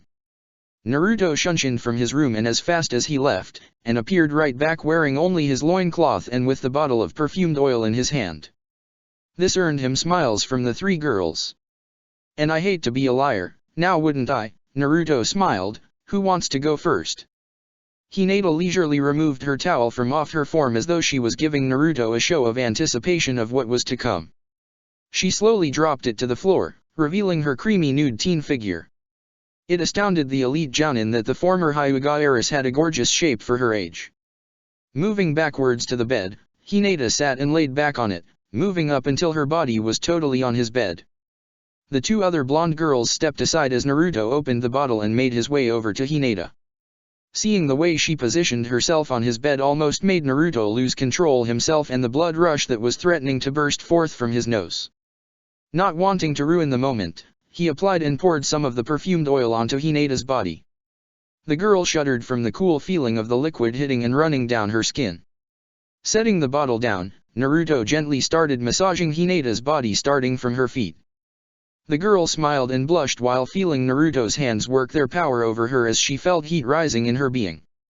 The combined feeling of his hands and oil caused her to sigh and exhale longingly as he slowly made his way up her legs. Temari and Ino watched close by with hungry eyes as Naruto tended to Hinata's body. True to Naruto's word, as a medic nin, he learned and knew many things about the human anatomy, and the female anatomy wasn't a subject he shied away from. Though his studies of the human body made him a more efficient ninja, however, he was now applying his knowledge for more sensual and pleasuring purposes. After doing her arms, Hinata turned on her front and gave Naruto access to her back. The sight of her smooth peach-shaped rear made Naruto even more aroused as he controlled the urge to take her right there and then. Picking up the bottle again, Naruto poured oil on her back before setting the bottle back down again. He began massaging her shoulders and back ever so softly as Hinata let out a groan of satisfaction. The amount of self-control needed surprised him to no end as he moved down to her rear, feeling his hardened member throbbing in his loincloth as he groped and massaged her twin cheeks. "It feels so good, Naruto-kun," Hinata purred blissful. Naruto grinned mischievously, "I'm a trained, professional medic. It's my duty to know how to tend to one's physical needs. And as a medic, I swore to deliver satisfying results." The girls giggled and blushed as Ino and Temari awaited their turns. Turning back around, Hinata's gave Naruto view of her erect nipples. Grinning, he moved his lips closer to one of them and suckled on it. Hinata gasped from the feeling of his lips and teeth gently nibbling on it as he used his oil-covered left hand to fondle and massage the other breast. Using his other hand, he reached down to her womanhood and started stroking her tenderly there. The girl started moaning hotly as she felt her juices lubricating the lips between her legs. Ino and Temari both unconsciously removed their towels from off their nude bodies before moving in opposite directions to lean against nearby drawers closest to them. While watching the scene, the two girls started fondling their hardened nipples and breasts while using their free hand to rub their moistened lips, which was starting to leak with expectancy. They gasped and moaned lightly while pleasuring themselves, though they tried not to break off from seeing the treatment Naruto was giving Hinata. Turning to the two neglected young kunoichis, Naruto grinned as he paused from what he was doing to Hinata. The Hyuga let out a low pout seeing that Naruto temporarily stopped pleasuring her. "I'm sorry," Naruto teased, "I've been neglecting you both." He gestured for Ino to come forward to him. Smiling, she gradually made her way to him while swaying and moving her hips and shoulders in a fashion that would give any straight guy a hard-on. Hinata, aroused and hungry for more, reluctantly moved aside to allow Ino to lie down on his bed. Taking her position, Ino lied down a few inches away from Hinata as Naruto picked up the bottle again and poured some oil onto Ino's body. The young blonde female giggled as she watched Naruto pass the oil around her form. Putting the bottle back down, he went to work in applying the same treatment to Ino as he did to Hinata moments ago. Ino groaned and sighed while enjoying the feeling of Naruto's strong hands working his wonders on her. Reaching her navel, Naruto reached down and kissed into it, causing Ino to let out a small laugh from the slight ticklish sensation his lips gave her body. Continuing, Naruto massaged the oil over her body as Ino stared up at him with feelings of longing and lust. She wanted the young Namikaze to have and claim her as his own. But she restrained herself from jumping onto him, knowing that soon he would mark her as one of his mates. Turning her back to him, Ino lied on her front while raising and shaking her twin cheeks in a teasing manner. "Don't stop now," Ino playfully whined, "I'm a patient in need, doctor." "Don't worry," Naruto remarked just as playful, "I have just the prescription for your symptoms. Now if you'll lie down and relax, then I'll gladly apply them." Complying, Ino ceased her teasing and relaxed on her front side, allowing Naruto to oil and rub her shoulders, back and rear. Ino let out a breath of delight whilst Naruto saw to her receiving enjoyment from his treatment to her body. After a couple of minutes, Ino rolled on her back and motioned her soon-to-be lover to treat her breasts as he did for Hinata.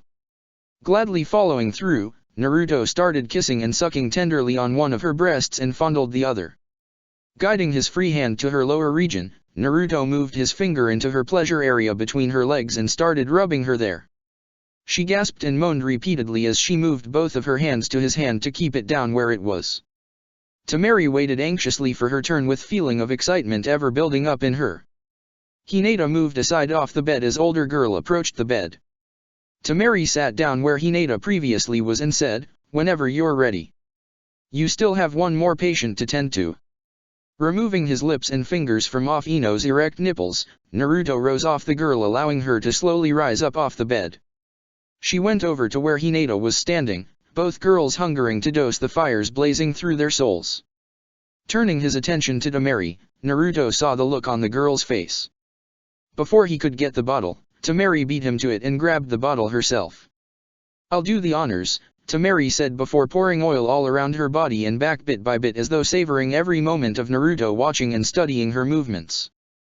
Putting the bottle back down, the wind mistress rested on her back and raised her left foot to his chest. "Start delicately," Temari purred, "I require skillful attention."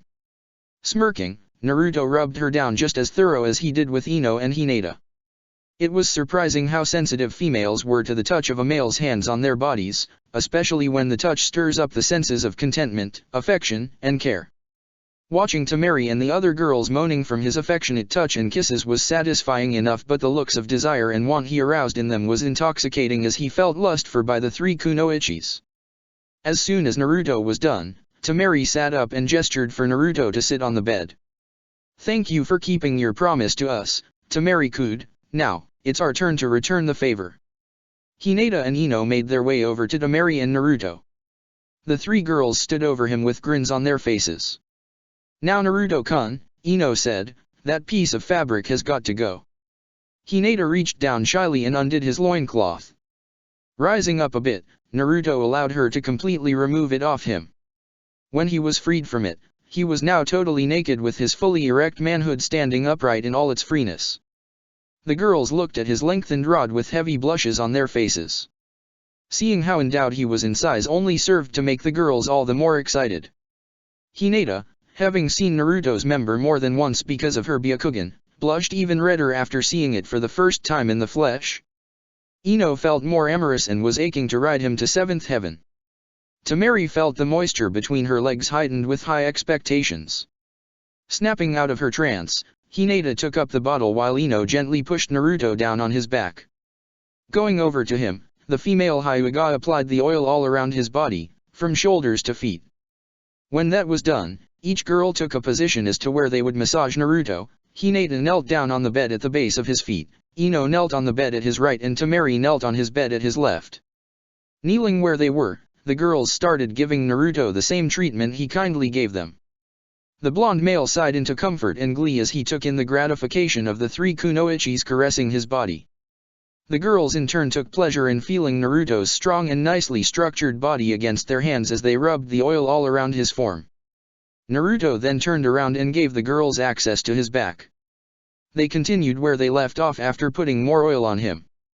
As Hinata's hands reached his rear, she saw the looks on the other girls' faces as they also wanted to get a feel of his twin cheeks. Having the same thought in mind, the girls rubbed and groped Naruto's rear together. Naruto chuckled at the girls' antics in wanting to get a feel for his cheeks. All in all, it made him feel good and appreciated.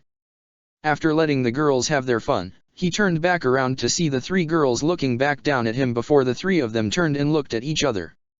This was the moment they discussed in length before coming here, and now here they were. Nodding, Ino and Temari moved back as Hinata rested on her back on his bed, spreading her legs open and making herself completely accessible to him. Naruto performed a set of hand signs and mumbled something in a very low undertone. The girls looked at him quizzically. He explained, "It's nothing to worry about. It was simply a male birth control medic jutsu I performed just now. Therefore you need not worry about get pregnant." "We performed a birth control jutsu also, Naruto-kun," Temari said, "but seeing you do one only reassures the chance of us not getting pregnant." He simply nodded quietly before returning his attention to Hinata, who was patiently waiting for him. Moving in between her legs, he positioned himself over her with his erection aimed at her untouched opening while holding himself up with his arms and elbows to the bed. Seeing the nervousness in her face, Naruto asked, "Are you sure want to do this? We can stop now if you want." Hinata smiled, seeing the concern and care in his face for her. Despite the nervousness she felt, Hinata nodded, and replied quietly, "I'm sure, Naruto-kun. This is my gift and I want to give it to you. I've always wanted to give this gift to you." Grabbing his manhood while feeling the hot blush on her cheeks for doing so, Hinata carefully positioned it into her opening as he slowly lowered herself down on and into her. Naruto felt an unbelievable feeling as his rod spread into Hinata for the first time. So big, will it fit? Hinata moaned lowly from the feeling of her threshold opening with every distance Naruto made into her. While seeing Hinata willingly lose her virginity to him was proving to be beyond hot, he also knew that with the size of Rod there'd be discomfort and probably pain. Watching Hinata's face for any signs of excessive suffering, he slowly pushed deeper into her until he hit a blockage, her hymen. He knew from his studies that a girl's first time would always be painful and the last thing he wanted was to hurt Hinata and the other girls. Seeing the look on his face, Hinata held his shoulders and assured, "It's alright, go on. I'm ready." Taking a breath, Naruto pushed down into her, breaking her hymen completely as she took in his full length, forever losing his virginity to her as she gave hers to him. She let out a squeal of pain as a few tears ran down her face as she felt Naruto's warm dowel pierce through her hymen and sink all the way inside of her in one swift stroke, bumping lightly against her cervix. The Hyuga felt the puncturing pain warred with the incredible sensation of fullness she was experiencing. For his part, Naruto found himself incapable of rational thought as he found his member trapped almost entirely inside what he could best describe as a warm, wet, slippery, and extremely soft yet tight vice. He felt ashamed at himself for taking so much pleasure from something that obviously hurt her, but he realized that he simply couldn't help himself. The pleasure was simply too great to be ignored. Seeing her tears, Naruto kissed them away and apologized, "I'm sorry for hurting you, Hina-chan." Disregarding her pain, Hinata said softly, "Don't be sorry. For you, it's worth this momentary discomfort." He rested there allowing her to adapt to the feeling of him inside her. It was a moment later when he felt her hips buck a few times into his, signaling him that she was ready to continue. Starting leisurely, Naruto pulled his member out until the head was all that was left inside. He slowly pushed it back in completely as her love canal allowed him to re-enter freely. As he pulled out again, her threshold seemed to reluctantly allow him to leave, as though it was begging him to stay and never leave. Hinata started moaning in delight as her lover increasingly picked up the pace as he was trying to build a rhythm with her. Soon, she found her pace and rhythm, and began moving herself along with him as they made love on his bed. The feeling of her oiled-down body against his heightened the sensations they were experiencing as sounds of grinding and slapping flesh was heard in the bedroom. "I'm yours," Hinata cried in erotic passion, "yes, make me yours." Taking hold of her legs, he lifted and placed them over his shoulders before wrapping his arms around her hips. When that was accomplished, he thrust harder into her with deeper penetration. Hinata screamed louder from the absolute delight her body was receiving from his treatment as he continued pounding into her. She bit down on her lips trying to suppress her pinnacle moment for as long as she could. But every plunge he drove into her only served to push her further and closer to her orgasm. You're, Hinata moaned, "You're amazing, it feels so good." "Yes you do," Naruto whispered in state of bliss, "you feel like heaven." Hinata thought that she could just die happily at that moment while feeling Naruto emptying and refilling her repeatedly. Grabbing his face, Hinata pulled him in and kissed him hotly with a burning passion. After their kissing session, Naruto erected himself in a kneeling fashion while keeping Hinata's legs over his shoulders. Keeping her laying her on back, Naruto grabbed and lifted her hips and resumed plowing into her as she gripped the sheets on the bed. She let out a silent scream as her body almost threatened to make her pass out from sensory overload on the spot. Ino and Temari watched from the sides as Naruto mated with Hinata. The sight made both blondes ever more sexually aroused and anxious for their turns soon to come. Another moment later, Hinata found herself unable to hold back any further. "I love you, Naruto-kun," Hinata cried in gratification as she climaxed, feeling her threshold squeeze down on Naruto's rod. The older male threw his head back and let out a groan of exhilaration as he ruptured and flowed into her, feeling her love canal milking him for all he was worth. Catching his breath, Naruto looked down at the exhausted but smiling and satisfied female. "That was wonderful, Hinata cooed, thank you." "I love you too, Hina-chan," Naruto said before leaning down and softly kissing her lips. He pulled out of her and moved off from her, allowing her to gradually move off the bed and rest on a comforter nearby. Seeing this, Ino walked over to bed as Naruto pulled the previous bed sheet off and cast it to the side. He opened a cabinet and retrieved a clean sheet and used it to cover the bed. "You ready?" Ino asked. Turning to her, he grinned, "I'm not worn out yet." "Good," Ino replied before pushing him hard to the bed, making him lie on his back. Before he could react, Ino moved, and stood on the bed over him with her left foot holding his chest down. Looking up at her, Naruto saw the mischievous smirk on her face. "If there's anything you haven't known about me, Naruto-kun," Ino said as she slowly moved her foot over at his partly erect manhood, "is that I love being the girl on top." The young male found himself getting turned on by Ino's domineering behavior as he felt her oiled foot massaging and gently pushing down on his rod. After seeing that his member was erect again, Ino moved her foot so that both feet stood at both sides of Naruto with his erection aimed directly up between her. She then began her descent down on him until she felt the top of his manhood between the lips of her slit. Putting her hands on his stomach, she slowly lowered herself down on him, feeling his hardened rod pushed and spread her open for the first time. She winced from the mixed sensation of pleasure and pain but continued her descent regardless. "Are you okay?" Naruto asked her with as much concern he did for Hinata.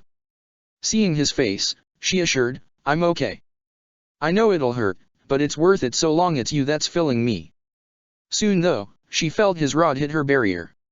She knew this would be where it would hurt the most. Bracing herself, she lunged down completely on him, losing her virginity for good. She let out a muffled cry as the pain inside her ripped through her body. Her eyes watered from the discomfort as she lowered and rested herself down on his chest. "Hold me please Naruto-kun," Ino purred, "hold me." Nodding, Naruto embraced Ino who, after an instant, hummed happily into his chest, feeling his heartbeats as she pressed her bosom onto him. He slowly caressed her back as he dipped his hand lower and lightly felt her round bottom. Another pleased moan left Ino's mouth as she shifted slightly. After a few minutes of feeling him caressing and fondling her cheeks, Ino pushed herself up from his chest and stared into his eyes, then leaned in for a passionate kiss. A few instants passed during which the two young lovers let their tongues waltz around each other's, then Ino fully pushed herself up and resumed her straddling position as she placed her hands over his stomach for leverage. Slowly and carefully, Ino raised herself from Naruto's hard member and then lowered herself again. She hissed in pleasure at the sensation of his manhood moving deep inside her and began a slow bouncing pace, while Naruto instinctively moved his hands up to her lightly bouncing breasts and started caressing them. Another pleased moan escaped her mouth as he continued groping her bosoms. For the next few minutes Ino rode Naruto, gradually picking her pace up and unabashedly moaning her pleasure as his hot rod stretched her love canal to its limit. Naruto's own groans were lower, but no less passionate as he watched intently his young lover's gorgeous, oiled and sweat-streaked face and body bouncing up and down on him. He moved his hands to her sides and held onto them as he began bucking his hips harder into her, causing her to moan louder in ecstasy. Don't stop," Ino pleaded between her screams, "please, don't. You're so tight," Naruto groaned, "and so beautiful." As Ino bounced atop Naruto, feeling herself draw nearer and nearer to her climax, Naruto himself found that he was at the very limit of his resistance. He moved his right hand to stimulate her exposed clit, which was all she needed as her back arched backwards before moaning loudly in sheer bliss as her wet womanhood clamped down on his rod tightly squeezing him. Naruto sighed from pleasure as he climaxed and poured deep into the girl's receptive hole. Some of their mixed love juices spilled out around his member as it filled the girl. Ino then collapsed onto Naruto's chest, panting hard and sweating profusely as her and his sweaty and oiled bodies rubbed together, their hearts racing faster than ever before. A few minutes later, she moved up and kissed him. That was incredible. With her remaining strength, she moved off him and withdrew his shaft from out of her. Getting up off the bed, Ino sat and rested down on a recliner, still tired from her lovemaking. Naruto, after his breathing went back to normal, stood up off the bed and changed the sheets on his bed a second time. After seeing that both Hinata and Ino had their fair shares of physical gratification, Temari saw that she now had Naruto all to herself. As she moved toward him, Naruto suddenly disappeared out of sight and reappeared behind her, causing the girl to gasp in surprise as he pulled her to him, her back pressing against his chest as he leaned back up against the wall. Wrapping his left arm around her waist, he held her close to him while his hardening rod pressed and grind against her peach-shaped cheeks. With his other hand he used it to fondle the older girl's clit while laying kisses and light nibbles on her neck, shoulders, and ears while smelling the scent of the oil off her body. Temari hissed and moaned from his treatment. She moved and lowered her right hand over his to keep it where it was stimulating her as she used her other arm to reach back and wrap around his neck. Soon, she pushed back and rhythmically started grinding her rear into him. That erotic massaging on his fully erect member got a reaction from the taller blonde as he let out a groan of pleasure as he moved his hand from off her waist into her face, turning her head to face him before he pressed his lips into hers. Temari returned the kiss with as much sensuality while feeling his finger continually stimulating her. Breaking the kiss off, moved her over to his bed and motioned on to get on her hands and knees. Climbing the bed, Temari did as requested as she watched her lover position himself behind her. Finding and aligning his shaft at her opening which was wet with anticipation, Naruto held onto her waist as he pressed his rod into her. Slowly he pushed it into her, giving her time to get a feel for his flesh entering her. Temari gripped the bedsheet tightly and moaned lustfully as she felt her virgin womanhood widening with every centimeter Naruto made into her. Yes, Temari breathed lowly, that's it, don't stop. Relishing the feeling of burying himself into the older girl, he continued making his way into her when he came to her blockage. Bracing herself, Temari moaned, take me. Closing his eyes, Naruto plunged into her, claiming her virginity. Temari let out a strained scream as she held the sheet tighter from the pain that ricocheted through her. Fully sank into her, he held still for a few moments to savor the incredible warmth and moist tightness. Her breathing was low but steady as he waited for her pain to subside. Before long, he slowly started a thrusting motion, an action that eventually drew more pleased moans and gasps from the beautiful blonde-haired Kunoichi. After a while of thrusting he soon picked up the pace, feeling the familiar sensation of tightness around his member. For a few minutes, the room was filled by moans, grunts and gasps as Naruto progressively drove himself into the wind mistress faster and faster, until he was pounding her for all she was worth. His pelvis rammed and bucked against her twin cheeks as he left and re-entered her in a continuous and rhythmic motion. Moving his hands to her rear, he groped and massaged her cheeks before resuming the rhythm of his thrusting into her. Soon, he realized that he was nearing the end of his stamina, and fervently hoped that he would manage to get the demanding Kunoichi off before he blew his load, as he was fairly sure he would be unable to get his rod up a fourth time, no matter how much either girl tried to. Fortunately for him, Temari was pretty much at her edge as well. When Naruto gritted his teeth and shoved himself as deep into her as he could, blowing his load far up inside of her, he sent her over into a screaming climax. Naruto grunted as he felt her canal muscles tighten to an almost painful point, squeezing and massaging his rod as she thrashed under him. He then fell on her back, completely spent. Naruto smiled as he watched a satisfied smile spread on the exhausted Temari's face, who gave him a grateful nod before closing her eyes and letting herself drop on the sheets with Naruto lying and resting on top of her back with his arms around her. The blonde male took a few minutes to catch his breath and gather what little energy he had left. He then pushed himself off her and tiredly dropped to the side. Getting up off the comforter, Hinata went and got a blanket from the cabinet where Naruto kept the bed sheets in. Ino got up off the recliner and helped Hinata open the blanket and spread it open over the bed as they both climbed into the bed, joining Naruto and Temari as they covered themselves with the blanket. Ino lied by Naruto on his right and wrapped her arms around him as she laid her head on his right shoulder. Hinata climbed and rested on top of Naruto, resting her head on his chest. Temari, being at his left, moved closer and rested her head on his shoulder as she embraced him. "Good night, Naruto-kun," Hinata said lightly before drifting off to sleep on him, smiling contently as she felt his heart beating against her. "Thank you for such a wonderful night."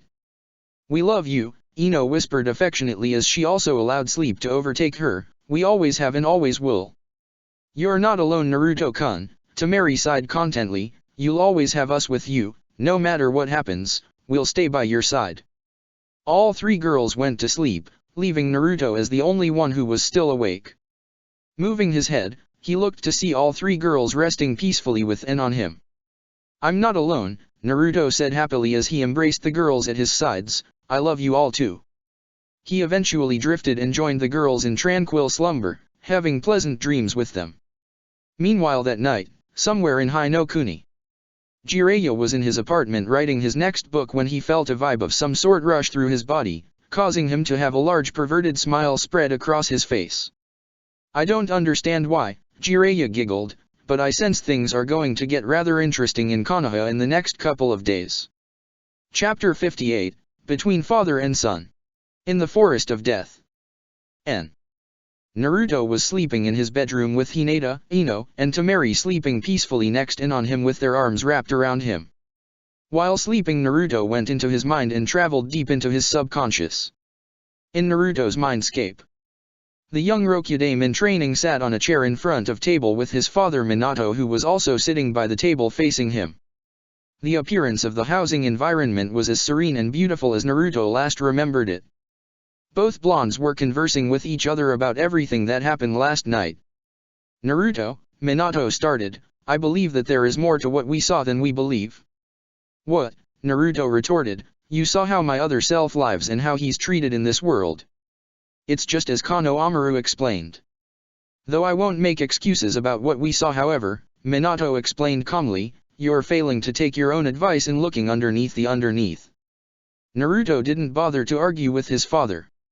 After all, he did retrieve into his mind to seek Minato's counsel and fatherly consoling. The young teen decided to stay quiet and listen. After last night, Minato continued, I took the time to clearly think and meditate about matters in more details. From what I gathered, there must be more to this version of Konoha than the few things we saw, and since it was really late last night, you didn't get to interact with much of the villagers or the ninja populace. I understand that you're angry about what happened last night, but you mustn't be foolish in believing that what we saw is all there is to that village.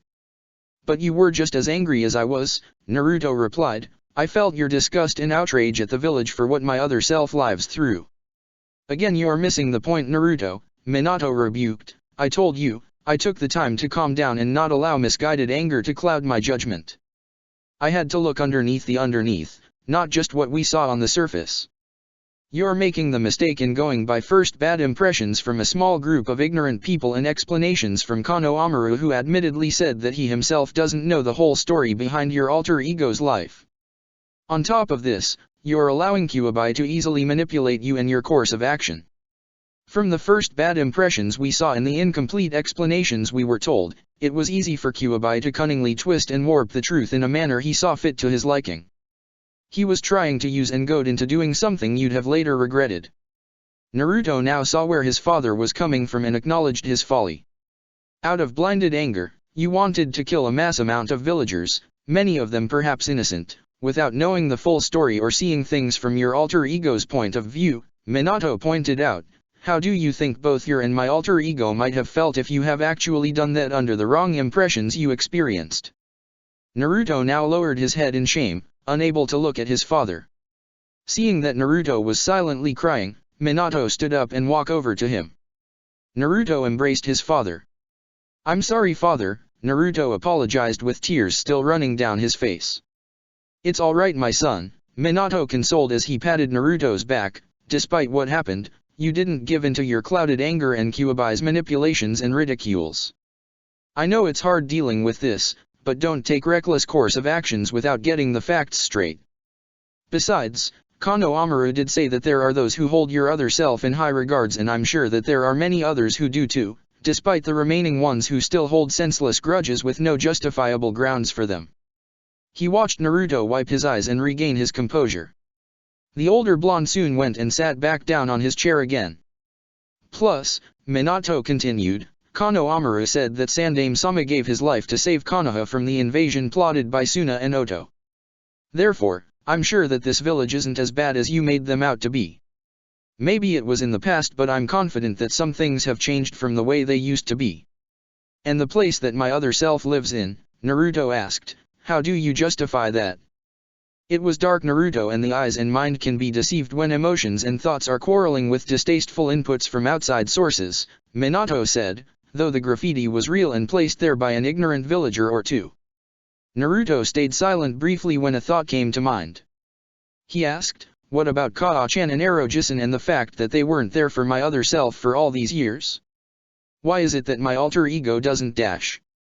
If you really want to know the real truth about the life of your alter ego, Minato interjected, I suggest you do some investigating in secret without alerting him or others to your presence if at all possible. Don't go off jumping to wrong conclusions and judging everyone based on some bad first impressions, misinformation, and interactions with biased people. The young shinobi sighed and took a moment to recap on the things he was told once before in his life. After a few minutes, Naruto broke the silence. Ero-jisan told me how Jinhyurikis aren't well accepted by their home villages and how they're badly treated, Naruto said. He and Kaa-chan enforced it with hard-hitting conviction when they refused to let me reveal my secret to the villagers. When I saw Gaara's memories and life as a Jinhyuriki from his perspective, it only made me believe Ero-jisan's words all the more. Keep in mind, Naruto, Minato explained, years ago before your time, Jinhyurikis were used as instruments for huge battles during the chaotic era of war. Nations would use them to rid themselves of their enemy villages or nations while trying to establish themselves as a dominant power. Jiraiya-sensei and Tsunade-sama have seen many horrible things and deaths in their prime years, and I understand why they felt and reacted the way they did when you wanted to expose your secret to the villagers.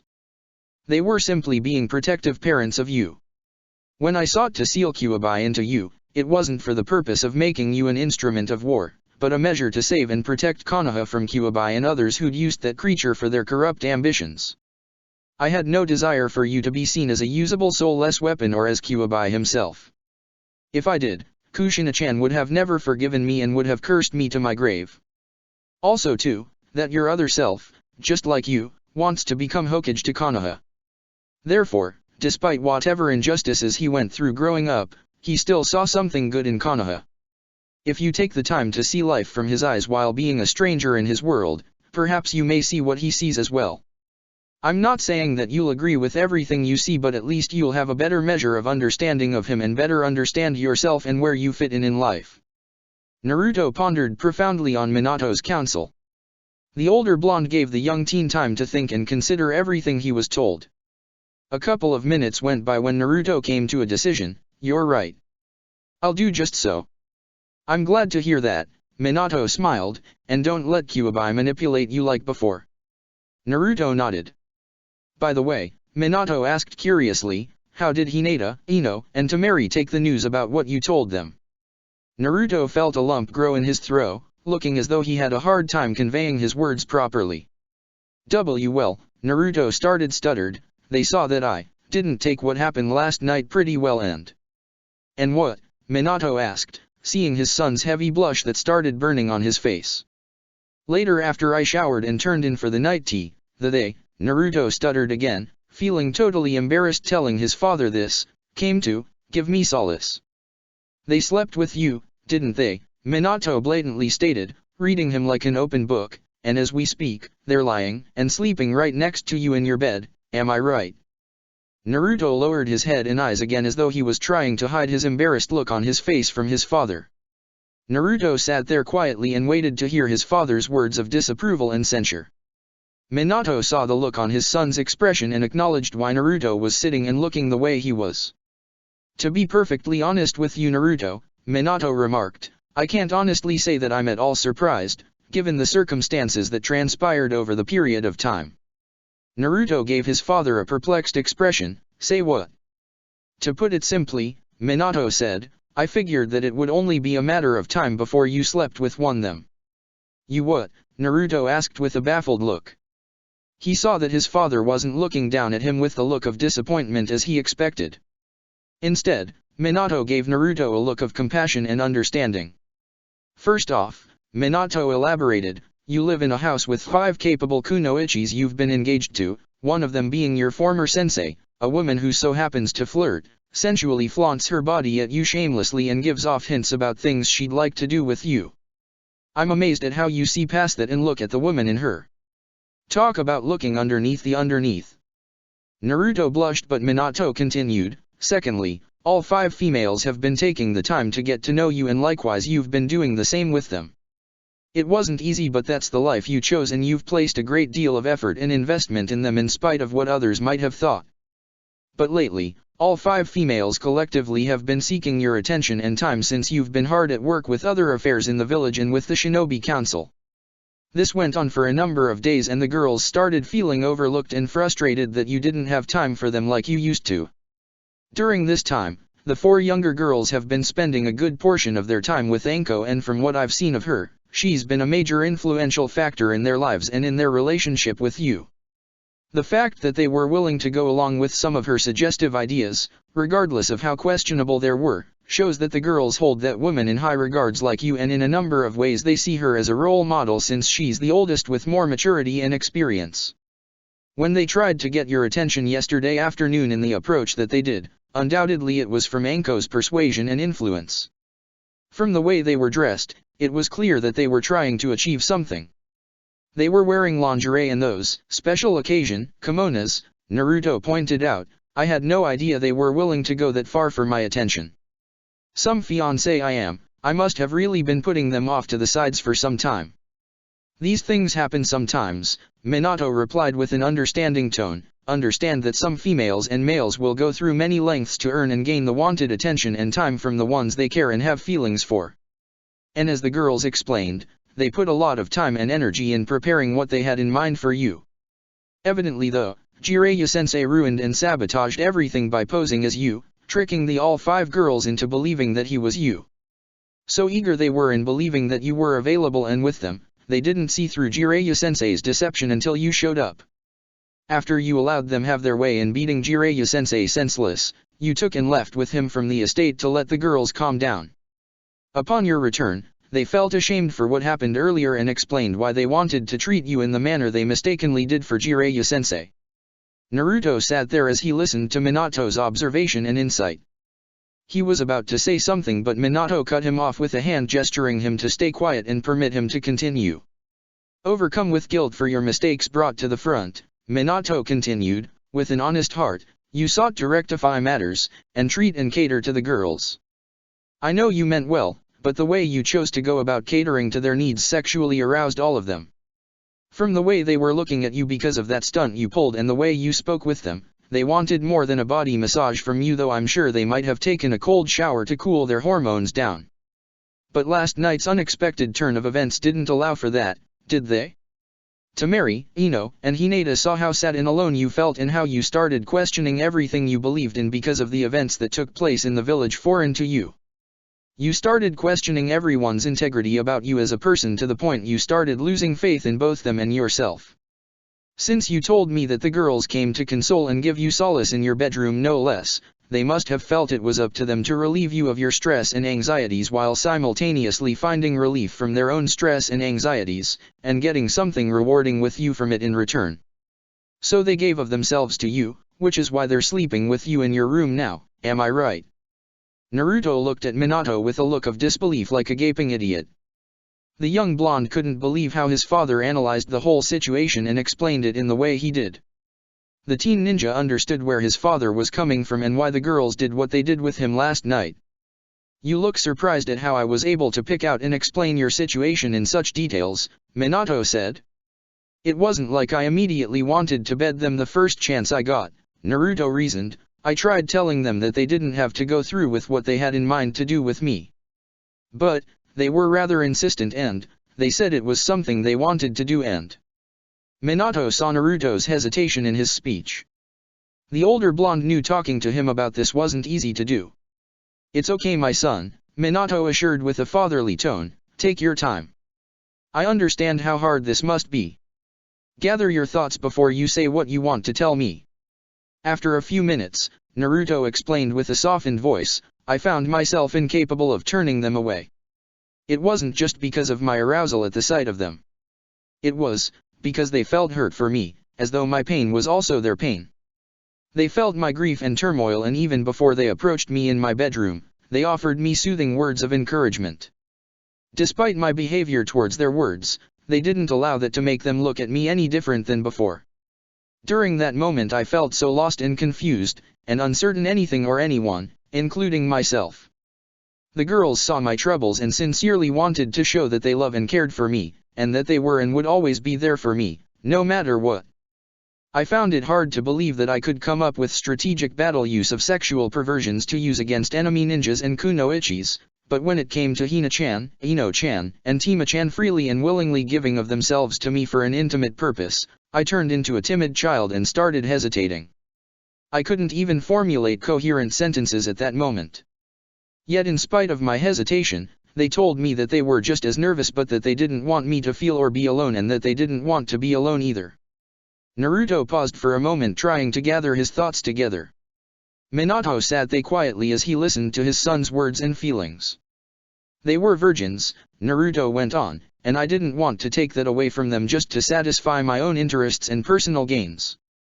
Even while they were living in our estate, resisting the urge to take one of them, Anko-chan and Ryo-chan included, was difficult. And Anko-chan's continuous teases and gestures only made things harder. Still, I respect her and the others as they should be, and I didn't want to look and treat them as sex objects for my own personal use. That was one of the reasons why I was hesitating and reluctant at first when Hina-chan, Tima-chan, and Ino-chan came to me last night. I looked at their virginity as something sacred and I didn't want them to give that gift to me just because of that distraught state of mind I was in. But that wasn't the case. They wanted to give me that sacred gift to show me how much they care and want to be and stay with me. They wanted to express how much they were willing to stick with me through good and difficult times, and how much they were willing to sacrifice for me. I didn't just want to have sex with them. No, I wanted to make love to them, show them how much I treasure and cherish them. They are precious to me and I wanted to express that in my love to them, and show that I also want to be with them through good and difficult times, no matter what. Minato smiled at Naruto's words and maturity. You speak more like a grown and mature man than a teenager, Naruto, Minato remarked sincerely. Not everyone your age has that level of development. Thank you, father, Naruto said. Thinking back, Minato began speaking. I remember my relationship with your mother Kushina-chan back in the days. Naruto looked at his father. You both were always happy together, I'm sure. Yes, Minato replied, but I'd be lying if I said we had the ideal romance and love life. Like every relationship, your mother and I also had our shares of arguments and ups and downs with each other, especially when we were dating. Her being brash and hot-headed and I being calm-mannered and stubborn, sparks flew whenever Kushina-chan and I had our little disputes. Jiraiya-sensei, Kakashi, and the others always made a quick exit whenever a sign of an argument between Kushina-chan and I was seen. Believe me, though I was said to be the feared yellow flash, her anger scared even me sometimes. Naruto laughed hard. You were scared of mom sometimes. She was worse whenever she had her time of the month, Minato remarked. Hell, it was like facing a fuming Tsunade after losing a bet. Naruto laughed harder as he banged his fist on the table. Smiling, Minato continued, still, as we dated, we learned more about each other and I grew to love your mother very much as she grew to love me too despite our small differences in characteristics. But like I said earlier, we didn't have the ideal relationship and mistakes were made, pretty much along the line of what you did. How's that? Naruto asked curiously. Sighing to himself, Minato explained, your mother and I became really close during the time I was courting her. However, after my inauguration as Yondaime, being the Hokage took a great deal of time out of my schedule. The amount of paperwork that required my review, signature, and seal was tedious and I had to frequently go over mission requests and reports while taking care of other matters and affairs of the village. Part of the Hokage's duty too is to maintain good terms with local and foreign dignitaries, and the daimyo of Hai no Kuni. Being Hokage in the beginning proved to be very demanding and I couldn't afford slacking off in my work. This made spending time with Kushina-chan rather difficult since there were days I either spent the entire night finishing work at the office or I was at one of my meetings. Kushina-chan grew frustrated and heatedly criticized me in my office one day for not making time for her like how I used to and how I cancelled our dates on a few occasions because of the amount of work I had to take care of. I told her that I would make it up to her and give her the time and attention she deserved. Then what happened? Naruto asked, wanting to hear more of his father's story. We arranged to have dinner at her place and spend the evening talking and holding each other, like how normal couples in love do. I'm taking it that things didn't work out as planned, Naruto figured. No, they didn't, Minato said as he shook his head. During that week, I was already 2 days behind on my paperwork as a result of an emergency meeting that suddenly came up with the Shinobi Council with no way for me to reschedule it, and there was the matter of dealing with the problems Orochimaru left Konoha to deal with after turning traitor. As a result of being so caught up in my work and getting back in track with affairs of the village, I completely forgot about my dinner plans with Kushina-chan, so much so that I didn't even think to call and inform her that I wouldn't be able to make it. The following day when Kushina-chan appeared in my office while I was alone doing my work. Unaware of my mistake, I gave her one of my trademark smiles. Clearly I was happy to see her. I was hit with a harsh reality when she walked over to the side of the desk where I sat and slapped me. "Mom slapped you?" Naruto asked with a surprised and shocked expression. Minato nodded. She was really angry that I forgot about our dinner date that I told her I would show up for. She said that she prepared a romantic dinner for the both us and that she put her whole heart into making sure that everything was perfect. She was very hurt that I've been neglecting her and putting everything else ahead of her. She told me off about it before leaving my office with tears streaming down her face. As the yellow flash, I broke a lot of women's hearts in making them widows and their children fatherless, which was perhaps one of the reasons why I was so hated in Iwagakure. I could take that, but the one thing I couldn't bear was to see Kushina-chan cry and knowing I was responsible for it. I was accustomed to her laughter and smiles, hearing her boisterous shouts and cocky attitude. But that day I didn't see any of that, only the looks of sorrow, hurt and neglect, and knowing that I caused that in her hurt feelings made the guilt I felt all the more unbearable and it ached at my heart. I didn't know how I was going to fix things and make it up to her and sincerely mean it. Naruto listened intently to her father's story without interrupting. Later that day, Sarutobi-sama entered the office to check up on me. Seeing how depressed and miserable I looked, he asked me what happened and I explained everything to him. Out of his kindness, he told me to take the rest of the day off and make up with Kushina-chan. He assured me that he would take care of my work in my absence. It went without say that I thanked Sarutobi-sama and hurriedly left the office and tower. After buying a bouquet of Kushina-chan's favorite flowers and hurried over to her place as it started to rain and rain hard it did. But I didn't care. All that mattered was getting to Kushina-chan. When I got there though, I became very nervous, not knowing how I was going to apologize to her. I stood in front of her door getting drenched in the pouring rain for a whole 8 minutes trying to think of what to say to her. As I reached to knock on the door I felt my heart beating hard against my chest as if it wanted to burst right out of me. "You were really that worried, huh?" Naruto asked. I was afraid that she was still mad and didn't want to see me, if at all anymore, Minato explained. Before I could knock on her door, it opened revealing Kushina-chan who looked like she was about to step to head somewhere. Seeing my horrid condition, she freaked out and pulled me inside her place. She wouldn't stop fussing over how I would catch a cold or some other sickness from staying in the rain for so long. You'd think I was at risk of catching a life-threatening disease with how she was acting. But her concerns for me though were understandable. She lost so many people in her life and she told me she couldn't handle losing me too. Though Kushina-chan was a foolhardy, loud-mouthed tomboy, she was also a very caring and loving woman. She had me change out of my wet cloak and jounin uniform and into some gender-neutral clothes she had available before taking the flowers I bought for her and placing them in a vase on the table.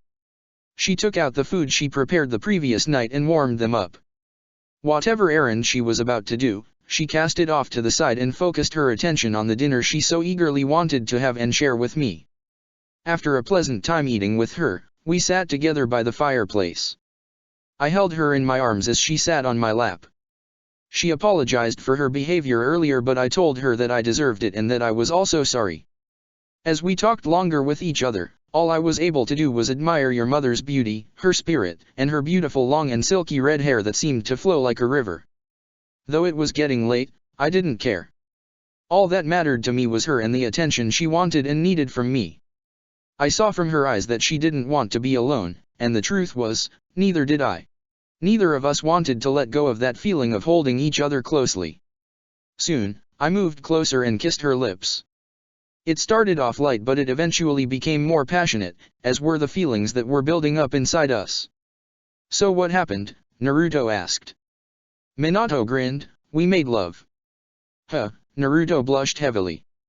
Minato chuckled at his son's reaction. "That night was special to your mother and I, Naruto. Ever since then I always made it my endeavor to always be there for her, through good and bad times. It wasn't long after that when I asked her to marry me, and she happily accepted. Those were joyous times for me and I always cherished them, even now as we speak. When your 5 girls came seeking your time and attention in the way in which they did, I saw where they were coming from." "And you didn't tell me this, why?" Naruto asked with a frowning look. How else would you grow to understand them and their feelings, if you never learn from your own interactions and experiences with them? When it comes to the matter of the heart, Naruto, each person is unique with their own needs. Taking care of those young girls and their needs, be it emotional, physical, mental, and financial, is now your responsibility and no one else's. You became sexually intimate with 3 of those 5 females you are engaged to. Understand that's not something to take lightly. Reading about sexual intimacy is one thing, but experiencing it is a whole different dimension in itself, and since you and the girls tasted it, I'm sure you 4 will crave for more of it as your bodies will seek to have its awakened hunger for intimacy sated. You and your fiancés will have to work together to keep that desire under control and not let it control your lives and the stability of your relationship. You're no longer looked at as a boy or genin in training by me or anyone else. You're going to have to balance between being a ninja, a sensei, a clan leader, a fiancé, and in the future when you're ready, a husband and father. Those were important lessons I had to learn after I became intimate with Kushina-chan, and you must shoulder those responsibilities as well. Again Naruto meditated on his father's advice, seeing the truths in the older man's words. Though it was a lot to take in, Naruto understood his role. You really did love Mom, Naruto acknowledged. Minato nodded, more than anything before we decided to bring you into the world. We were looking forward so much to a new life as a family, and Kushina-chan couldn't wait to show you off to everyone after she was to give birth to you. But as you already know, Kyuubi's attack changed everything and led to events that bring us to where we are now. Naruto saw a seldom look that appeared on Minato's face. I miss Kushina-chan dearly, but her memories will always live on with me as a part of her will always live on in you Naruto.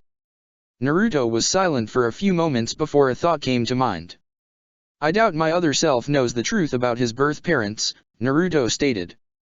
And as much as you want to Naruto, Minato said with a serious look on his face, I advise you not to tell him the truth about his parents. There's no telling what disastrous repercussions that could trigger or how he and others might take it hearing it from you. It would be best if either Jiraiya-sensei or Tsunade-sama tells him the truth when he's mature and ready to know. I'm sure one of the reasons for that was for the boy's protection. If anything, my other self undoubtedly made a whole lot of enemies from Uegakure and elsewhere. Besides, you didn't know or learn about me being your father until much later in your life, and it was to protect you from my enemies as well. I understand, Naruto replied, and thanks for the advice. That's what fathers are for, Minato grinned. Back in the real world, the following morning. Naruto stirred but only so much. He slowly opened his eyes as vision was gradually restored to his eyes. He looked to see Hinata still sleeping peacefully on top of him with Ino and Temari sleeping at his sides with their arms around him and their heads on his shoulders. Naruto gently tried to pry them off so he could get up and get cleaned up. But as he did he found that their grip on him tightened, almost as though they were holding him down and refusing to let him leave, not wanting to lose the warmth their nude bodies were receiving from his. Looks like I won't be going anywhere for a while longer, Naruto sighed, flopping his head back down on the pillow. So you mated with the vixens and established yourself as the alpha, Kyuubi remarked, you're finally stepping up and becoming a man. Up yours Kyuubi, Naruto mentally snarled. Kyuubi was about to jeer him but Naruto cut off the link, not wanting to listen to the fox's manipulations or anything else he was going to tell him. Meanwhile in Konoha. Naruto woke up and stretched with a yawn escaping his mouth. While waking up, he got up to get himself and his place cleaned up. When he looked around however, it didn't take him long to notice something was rather peculiar about his apartment. Wait a minute, I don't recall cleaning this place up last night, or did I? Naruto asked to no one in particular with a confused expression. This is all very strange. Normally his place was kept clean and spotless. But since he's been busy for the last couple of days, he had little time to clean up after himself. Deciding to worry about that later, Naruto went and got himself clean up before going out to meet up with Sakura and Kakashi. While heading to the bathroom. "Ah man," Naruto complained with disappointment, "I went from dreaming about Sakura-chan accepting to go out with me only to wake up and find out it was all just a dream." Arriving in the bathroom, Naruto undressed and washed himself thoroughly. 14 minutes later, Naruto stepped out and dried himself off.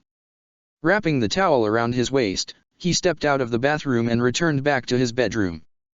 Putting on a clean pair of boxers and orange jumpsuit, the blonde-haired genin got his blue sandals on and hurried out of his apartment to meet up with Sakura and Kakashi at the bridge.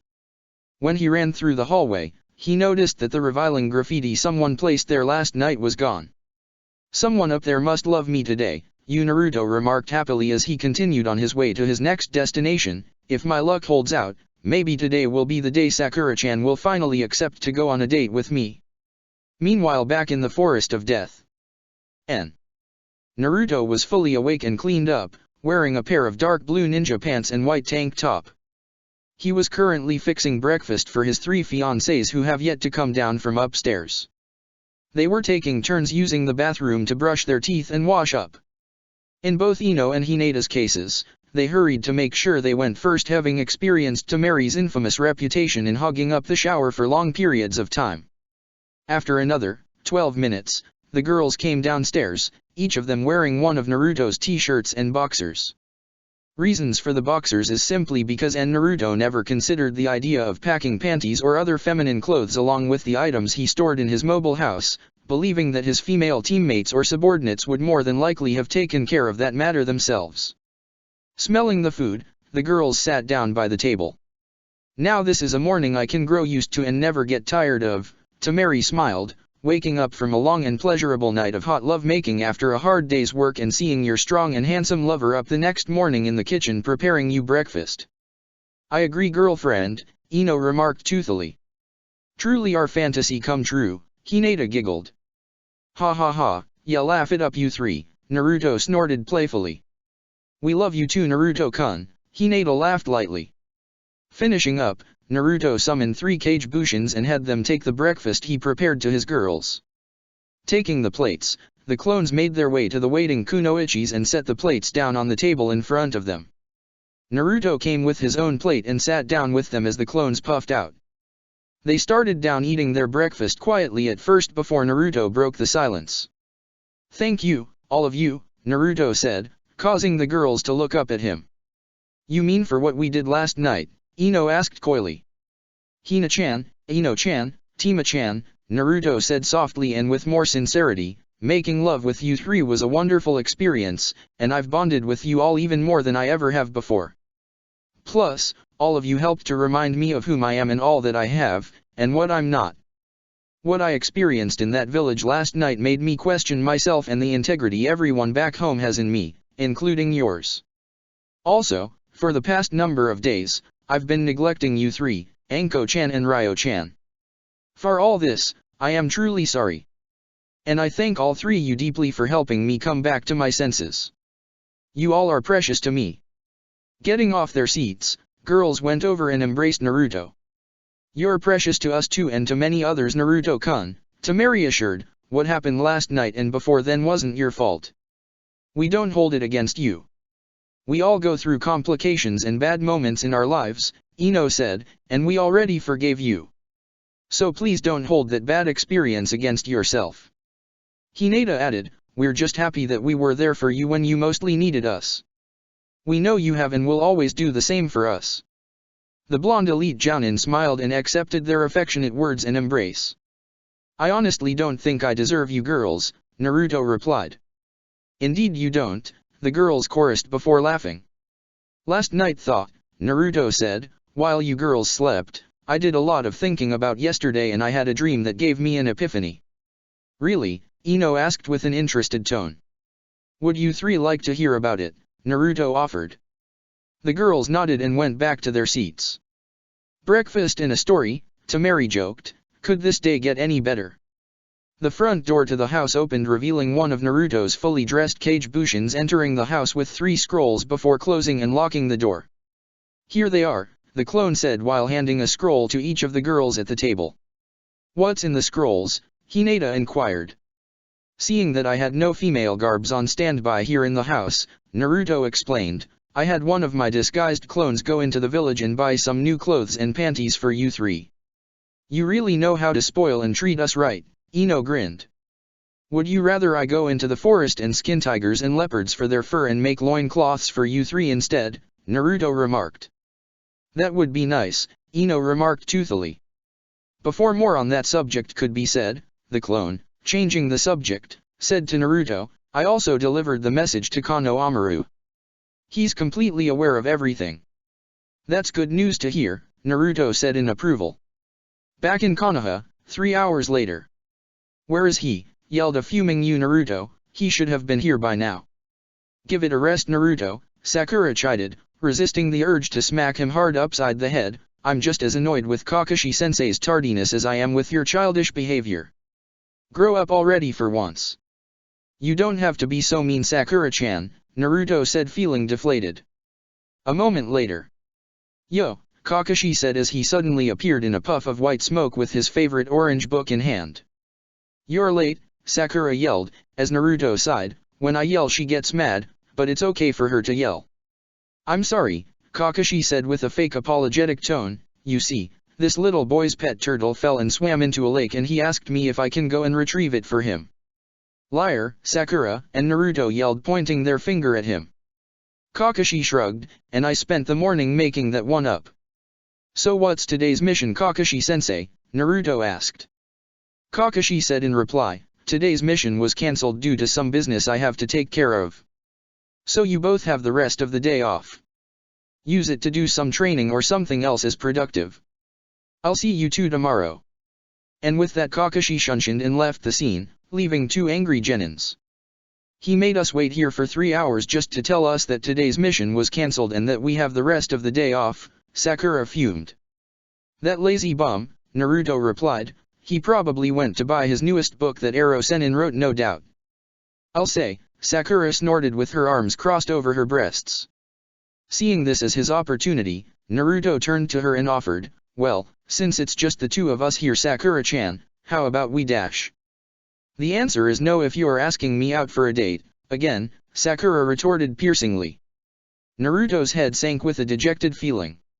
Why am I not surprised, Sakura sighed, anyway, I might as well go to head to the library to catch up on some studying Tsunade-sama wants me to do for that written test she's going to give me soon. I'll see you later. You. Naruto watched as Sakura walked off and made her way to the library, leaving him along where he was on the bridge. Why won't Sakura-chan give me a chance? Naruto asked out loud crestfallenly. Because she's not interested in you, a masculine voice answered for him. From the tone of her voice, I think she made that perfectly clear to you repeatedly. You. Naruto turned and looked up to see a figure looking to be either 15 or 16 years old crouched down on top of a tall wooden light pole. He was dressed in what looked like blackish dark gray pants, a form-fitting dark blue tank top that showed off his pecs and abdominals and black fingerless gloves. He also wore a bloody red cape-like cloak with a hood that was part of the cloak over his head. He had strands of spiky red hair that fell over his forehead. Over the bottom half of his face was a ninja mask as bloody red as the cloak. On both of his arms around his wrists were 2 silver braces that looked to be fastened enough not to move. He had white bandages around his ankles and wore black sandals. His complexion and eyes were very similar to Naruto's and from Naruto's standpoint, the stranger had a well-built bodily structure. As much as you refuse to allow Yuzulf to acknowledge it, the older teen said, she clearly doesn't like you in that way. What did you say? Naruto yelled angrily, and what would you know? I know enough to save myself from future heartbreaks and disappointments by not wasting my time and investments on fruitless romances, the stranger answered, maybe you ought to consider taking the girl's advice and grow up. Just who the hell are you anyway? Naruto asked the stranger with a clearly annoyed and angered look, and how do you know what she said? The older teen smiled, first off, I'm a visitor here. Secondly, I was touring the village when I came across the scene between you and that girl with the large cranium before your sensei came and ditched you guys. Kakashi and Sakura I believe their names are. That's them, Naruto said before his eyes narrowed, hey Buster, you better not be having eyes on Sakura-chan. To this, the stranger sharply replied, I have no interest in Sakura. There are other girls out there much better than her. Take my advice, broaden your horizons to find such a girl. A girl better than Sakura-chan, Naruto remarked with disbelief, no way. Sakura-chan is the smartest and the prettiest girl I know. Just wait. Soon, she'll come around and see me for the great guy that I am. Spoken like a true fanboy, the stranger mocked. Naruto's widened before his glare heightened. I'm not a fanboy, Naruto protested. Whatever, the stranger replied and shrugged. Anyway, I'm new here and don't know much about this village and you're the first villager today I'm speaking with. Hey, would you happen to know if there's a shop with some good tasting ramen by any chance? I'll treat you to a bowl if you know of one. You. Naruto immediately forgot about his troubles with Sakura upon hearing those magic words. Yeah, Naruto replied enthusiastically, Ichiraku's. The old man there makes the best ramen in town. Oh yeah, the stranger said, mind leading the way? Follow me, Naruto gestured to the stranger, though he's a bit of a jerk, this guy can't all bad if he loves ramen and is treating me to a free bowl. The stranger then stood and walked off the pole. Naruto thought the older was going to drop straight down when to his surprise, the older teen floated down to the ground towards him. He touched down on his feet stealthily, standing in front of the younger and shorter blonde-haired teen ninja. How did you do that? Naruto asked excitedly. My secret, the ninja-masked stranger replied, now where's this Ichiraku that you speak of? This way, Naruto said as he led the older male to his favorite eating spot. By the way, you Naruto introduced, I'm Uzumaki Naruto, future Hokage. Future Hokage, the stranger asked. That's right, Naruto said with confidence, so tell me, what's your name? Oturan, the stranger replied, Makiazu Oturan. Chapter 59, Polar Opposites Part I. Naruto and Oturan were continuing on their way toward the ramen shop. As they made their way there, Naruto pulled out his kunai and slashed at Oturan. The older teen jumped away dumbfounded before falling on his butt to the ground. Who are you? Naruto demanded with the kunai aimed at Oturan, ready to strike if given the wrong answer. What are you talking about? Oturan asked trying to hide his panic. You're not who you say you are, Naruto said. Say what? I don't know what are you talking about. Don't give me that crap, Naruto yelled, Makiazu Oturan? That's my name spelled backwards and rearranged. I'm not that slow not to be able to see through that lame excuse for a name. Now start talking or I'll dash. Please don't hurt me Nii-chan, a familiar voice panicked from the older-looking teen as he placed his hands together in prayer form over his head. Naruto gave the older-looking teen a confused look. Kano Amaru, Naruto asked while keeping his kunai aimed at the stranger. The older teen puffed into white smoke and revealed himself to be indeed Sarutobi Kano Amaru wearing a wireless radio communicator. It's me boss, Kano Amaru said with his hands still in prayer form, showing his surrender, you got me Nii-chan. He did indeed, spoke a figure with the familiar mature voice, coming out of the shadows of an alley from Naruto's left, revealing himself to be almost the exact person Kano Amaru hinged into, except the person had differences that stood out. First off, his sanguine cape-like cloak and hood were abound with dark golden designs of open eyes all around it, and in the middle of the back of the cloak was the kanji for all seeing. He had on midnight blue ninja pants and a short-sleeve form-fitting shirt that showed off his built chest and abdominals. He wore white bandage wrappings around his ankles and on his feet were black sandals. A dark brown belt was worn around his waist and attached to his waist on his right side was a black folded fan with the kanji for Wind Mistress inscribed on it. Attached to the upper left side of his shirt was a beautiful ornament, a jewel flower of a rose with a ruby in the center of it. Inscribed on the jewel flower were two kanji writings for body and soul. The stranger himself had aqua green eyes and a sanguine ninja mask covering the bottom half of his face with strands of spiky red hair over his forehead. He also wore a pair of black combat gloves and silver arm braces. Daikon, Kano Amaru turned and greeted as he got up and stood off the ground. How was I? Your entrance and performance in deception was good for a first start, Daikon said as he crossed his arms over his chest. You were rather convincing until you gave yourself away with that rather set excuse for a fake name you gave yourself. The one thing you never do during a covert operation, Kano Amaru, is use your target's name in any rearranged or reversed fashion, especially if that target is an experienced ninja. Do you understand? Yes, Daikon, Kano Amaru with his head slightly lowered after being chastised, but I couldn't think of a better name to give myself. Don't be too hard on yourself, Daikon said as he leaned down and patted Kano Amaru's head before retrieving the wireless radio communicator from the boy. Like I said, it was a good first start. Daikun removed the radio communicator he himself was wearing and sealed them into a small scroll along with the ones he took from Kano Amaru. He then placed the scroll into a small dark brown carrying bag tied to his waist at his left. "Who are you?" Naruto asked while putting his kunao away, seeing that Kano Amaru knew the stranger standing before them. "And how do you know Kano Amaru? I've never seen you from around here." "Permit me to properly introduce myself," Daikun said. "I am Ruraunin no Daisuke. I met Kano Amaru the other day. He's quite a kid with potential." "Daikun is really cool, Nii-chan," Kano Amaru said looking up at Naruto. "He knows a lot of stuff and he was willing to play ninja with me too like you do." "Play ninja with you?" Naruto repeated before turning to Daisuke with a glaring look. "Let me get this straight, you were the one telling Kano Amaru all those things to say to me through those devices?" "Yes indeed, fanboy," Daisuke remarked mockingly. "It wasn't hard at all." "You?" Naruto growled angrily and barked. "I'm not a fanboy." "From the hyperboles you used to describe this Sakura girl on your Genin Cell squad," Daisuke replied, "you did it in the same fashion that a fangirl would do about some cool and mysterious guy she has a childish crush on." "You?" Naruto was really starting to dislike the older teen in front of him. Fangirls were bad enough, but to be compared to them was even worse. "Hyperboles?" Kano Amaru asked. "What's that, Daikun?" Hyperboles are exaggerated statements, descriptions, or expressions about a particular person, place, thing or idea, Daisuke explained, and in Naruto's case, his overestimation of Sakura. "Hey," Naruto retorted, "I wasn't exaggerating." "Then tell me," Daisuke challenged while looking down at Naruto, causing the younger teen to look straight up at him involuntarily, "what exactly makes Sakura the smartest and prettiest girl in Konoha?"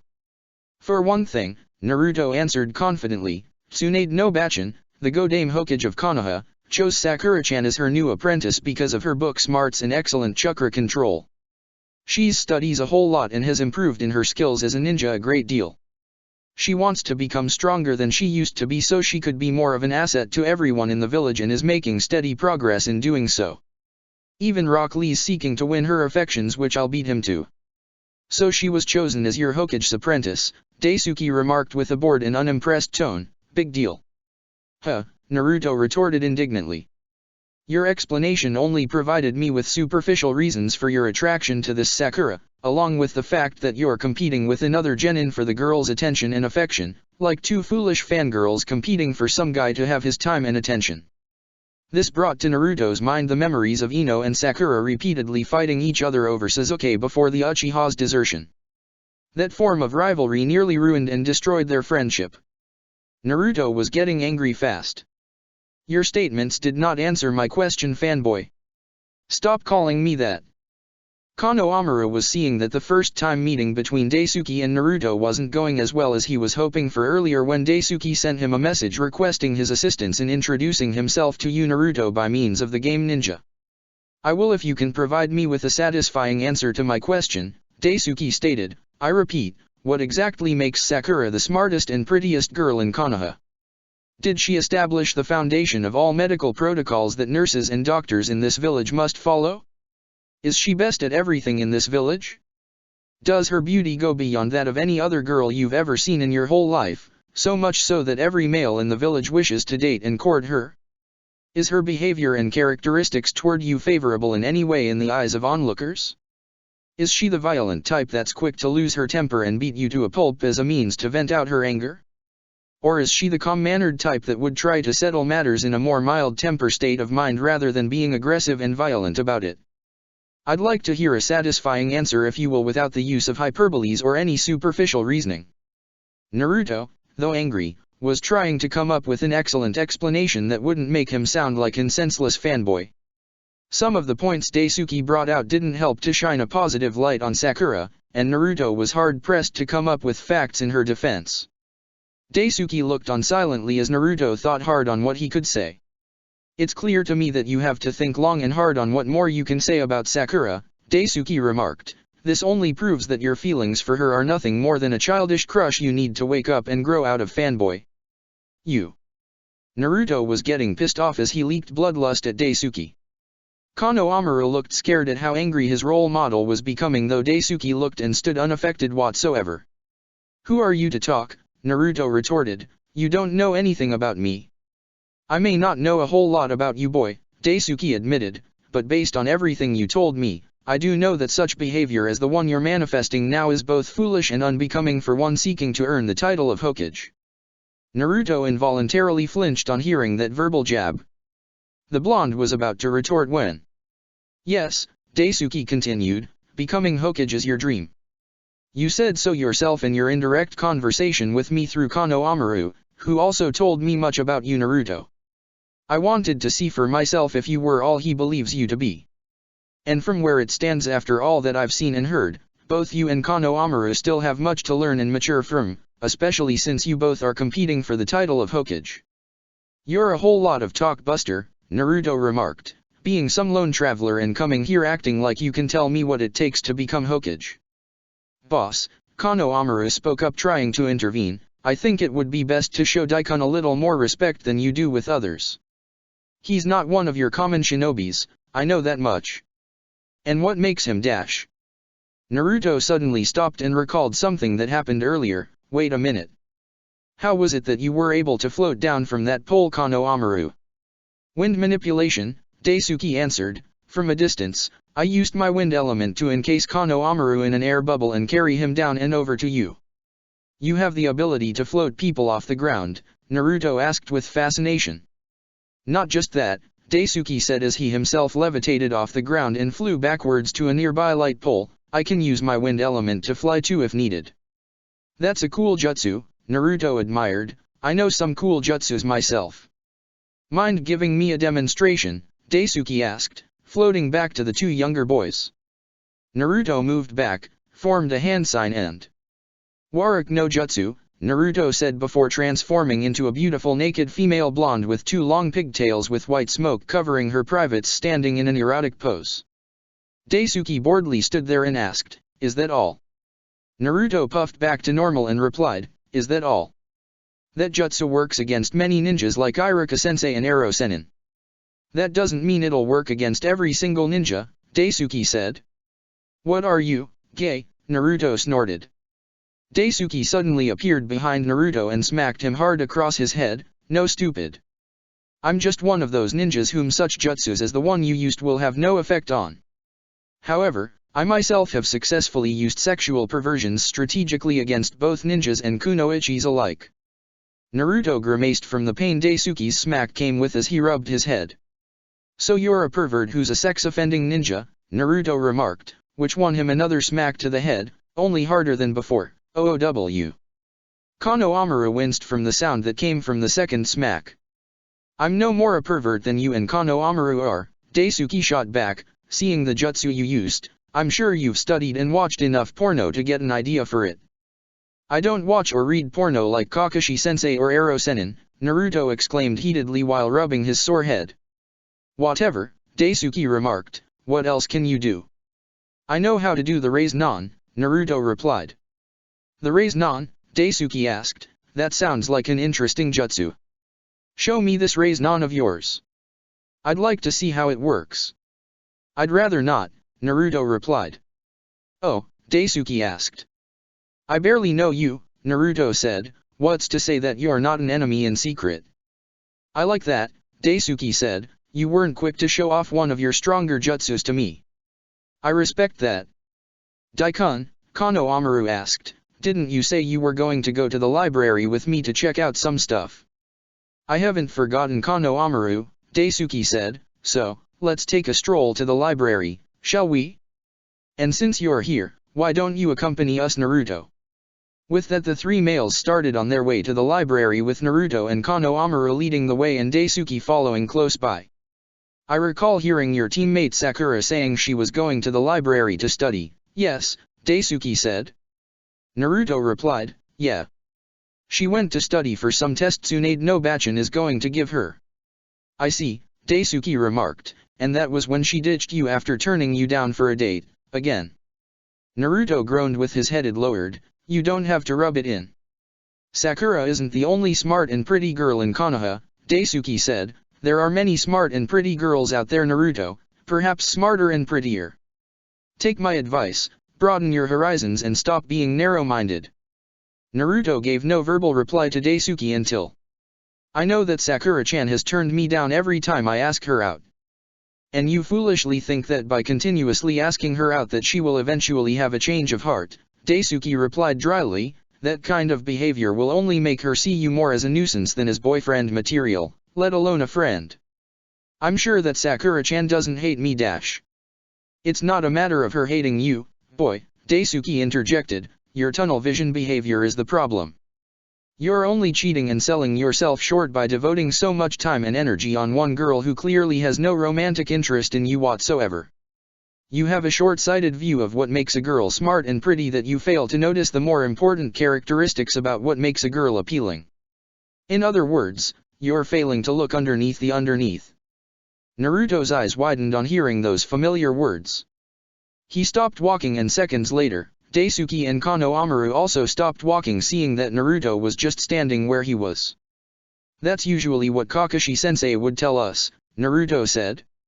You ought to start taking your sensei's advice with regards to what makes a girl appealing to the eyes besides her outward appearance and what you see on the surface.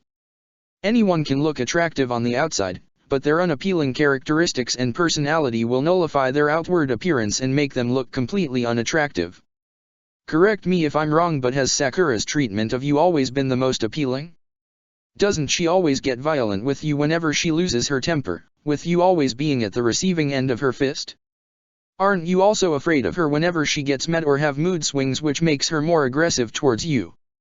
Or are you a masochist who sees Sakura's character as girlfriend material? I learned some facts about this Sakura and some of the things I've heard weren't appealing to me. Naruto snarled at Daisuke while thinking up things to say to counter Daisuke's words about Sakura. That pink-haired Kunoichi was the girl he's been seeking to have as a girlfriend for a long time, and this stranger from out of nowhere came and started bad-mouthing his longtime crush.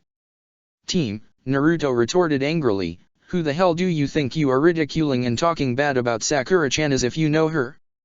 Sakura-chan isn't a bad person. You don't know her like I do. So don't come in my face and start preaching to me about whom I should be interested in. Konohamaru told me that this Sakura has a one-track romantic interest in a traitor who betrayed Konoha and its comrades. From this and the way she treats you, frankly, I don't think she's right for you.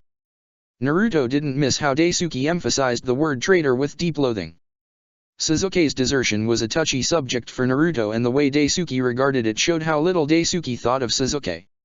So Konohamaru told you about Sasuke's desertion that happened not too long ago, Naruto asked with a saddened and depressed voice. That, and I heard many other things from others during my travels about this so-called last Uchiha, Daisuke said. Him becoming a traitor makes him a most unfavorable person to me.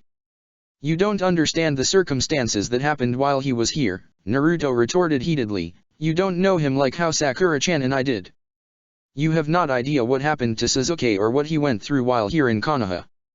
You weren't here when he betrayed your village for power, Daisuke interjected, sided with Orochimaru, one of your village's worst and most hated traitors responsible for Konohamaru's grandfather's untimely death and the deaths of many other Konoha nins. Sasuke got you, several genins and other ninjas ambushed and nearly killed by Oto Jounins when you were all sent after him. His only objective and obsession in life is revenge against Itachi. He betrayed you, his team and everything the Hokages and many others before Yondaime gave their lives for. That Naruto makes Sasuke lower than trash. Konohamaru looked and saw tears of anger, sadness, and denial building up in Naruto's eyes. Those who abandon the mission are trash. But those who betray their comrades are lower than trash. Those were Kakashi's own words to him, Sakura and Sasuke. And now those same words were starting to haunt him, especially since Daisuke unknowingly made reference to them. The blonde looked like he wanted to give Daisuke a piece of his mind. Sasuke's issues with regards to what happened to his clan is most unfortunate, Daisuke said before his tone hardened. However, he is not the only person in this world who lost his family through a tragic event, so don't cry me a river on his behalf. His problems should by no means be used as a pardon for turning against what you and Konohamaru seek to stand for, since both your dreams is to become Hokage. Hokages who look for excuses to pardon treason and betrayal do this village and people a great dishonor to those who remained loyal and were willing to give their lives to protect those precious to them. If this were be the case, then the integrity of the Hokage would be questioned. Naruto visibly cringed, but he retorted, I made a promise to Sakura-chan after she asked and begged me to get Sasuke back and return him to Konoha the first time the others and I went after him. Though we failed, I made Sakura-chan a promise of a lifetime to get Sasuke back and I intend to keep it. Databia.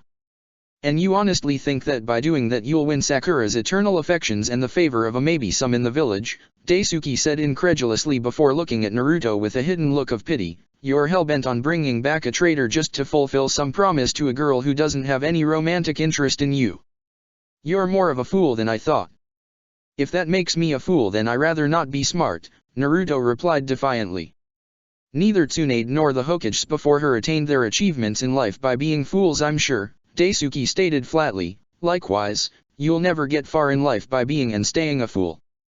You'll just be trapped in an endless cycles of foolishness while everyone and everything else pass you by.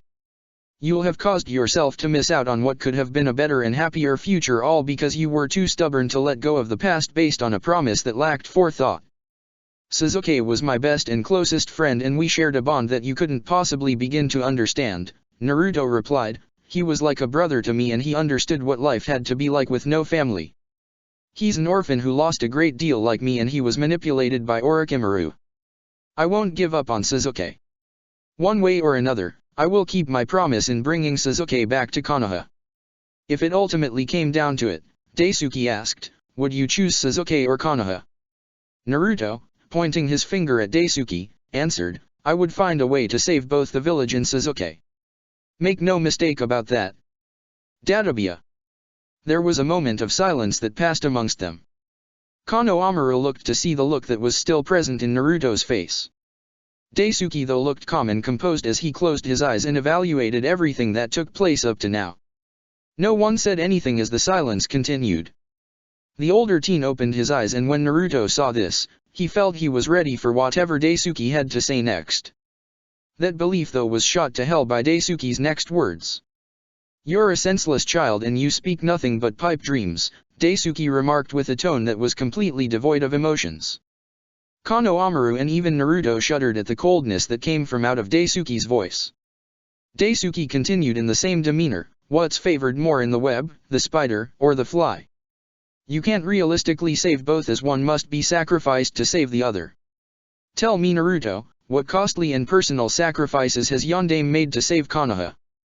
Konohamaru saw from Naruto's reaction and facial expression that Daisuke hit a very sensitive subject when he mentioned Yondaime.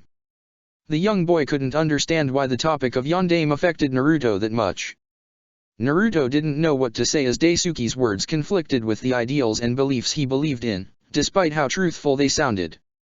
When it came down to it, Yondaime chose to sacrifice both me and his life for Konoha, Naruto realized. He knew there was no other option. He chose Konoha over me. Boss, Konohamaru asked worriedly. Konohamaru, Naruto said with a quivering tone, I'll see you later. You can take Daisuke to the library without me, I gotta go. With that Naruto left the group in a different direction, leaving the duo behind as his tears poured down his face with low sobbing escaping his mouth. He placed his right hand over his face trying to keep himself from breaking down. Nii-chan wait, Konohamaru called out but Naruto didn't reply as the teen continued walking away from them until he turned the corner and disappeared from their sight. Konohamaru was about to go after the orange-clad genin until... Let him be, Daisuke advised. Let him be, Konohamaru asked angrily as he turned and faced Daisuke, don't you think you were harsh and cruel to Naruto and Nii-chan, Daikun? Did you have to say all those mean things to him? Daisuke saw how concerned Konohamaru was for Naruto. However, Daisuke maintained his demeanor. Reality is harsh and cruel to everyone who refuses to accept truths for what they are. Konohamaru, Daisuke replied unapologetically, reality wasn't any kinder to me either and there were many hard truths I had to accept, regardless of how much I didn't want to. The life I live forced me to grow and mature faster than many others my age. I made many sacrifices at personal cost to save those precious to me. And I'm afraid Naruto has yet to understand the nature of personal sacrifice for a greater good. But Nii-chan really wants to save and protect everyone he cares for and I know he puts his life on the line to do so, Konohamaru argued in Naruto's defense. that's one of the reasons why he wants to become Hokage. Tell me please Kano Amaru, Daisuke asked, how do you save and protect someone who not only betrayed you and those precious to you but doesn't want to be saved or protected by you either, let alone be brought back to his village against his will? Kano Amaru didn't know how to reply to that question. The boy lowered his head after seeing his point. In spite of how I see things, I can't force either you or Naruto to accept what I said. It's ultimately up to you both whether you choose to accept my sayings or not. But like it or not, Naruto has some deeply ingrained delusions he's going to have to work out. And for his sake, I hope they're dealt with soon. Kano Amaru sighed, not knowing what to say in behalf of his friend. He was upset and sad about the event that took place between Daisuke and Naruto. They both were like magnets that repelled each other. Everything Naruto said Daisuke inverted it in ways that Naruto couldn't refute. With nothing else to say, Kano Amaru continued with Daisuke to the library. Kano Amaru wished there was something he could do to help Naruto, but at the same time, he found logic in what Daisuke said earlier. Daisuke himself though didn't like how his first meeting with Naruto went one bit. It left him feeling bitter, disappointed and frustrated. Chapter 60, Polar Opposites Part 2. 4 hours earlier, in the Forest of Death. The front door to the house opened, revealing one of Naruto's fully dressed Kage Bushins entering the house with 3 scrolls before closing and locking the door. Here they are, the clone said while handing a scroll to each of the girls at the table. What's in the scrolls? Hinata inquired. Seeing that I had no female garbs on standby here in the house, Naruto explained, I had one of my disguised clones go into the village and buy some new clothes and panties for you 3. You really know how to spoil and treat us right. Ino grinned. Would you rather I go into the forest and skin tigers and leopards for their fur and make loincloths for you 3 instead? Naruto remarked. That would be nice, Ino remarked toothily. Before more on that subject could be said, the clone, changing the subject, said to Naruto, I also delivered the message to Kano Amaru. He's completely aware of everything. That's good news to hear, Naruto said in approval. What message to Kano Amaru did you send to him? Temari asked. Naruto explained, a change of plans. I sent him a message explaining dash. Naruto stopped abruptly when he suddenly felt a sharp burst of pain shoot through his head. Screaming in pain, he grabbed his head and fell off his seat and onto his knees. The clone grabbed his head in pain and screamed also before puffing out of existence as the girls immediately rushed from their seats and hurried over to Naruto. Naruto-kun, Hinata asked with panic in her voice. What's wrong? Ino asked with the same sense of worry and panic. What it is? Temari asked in the same manner.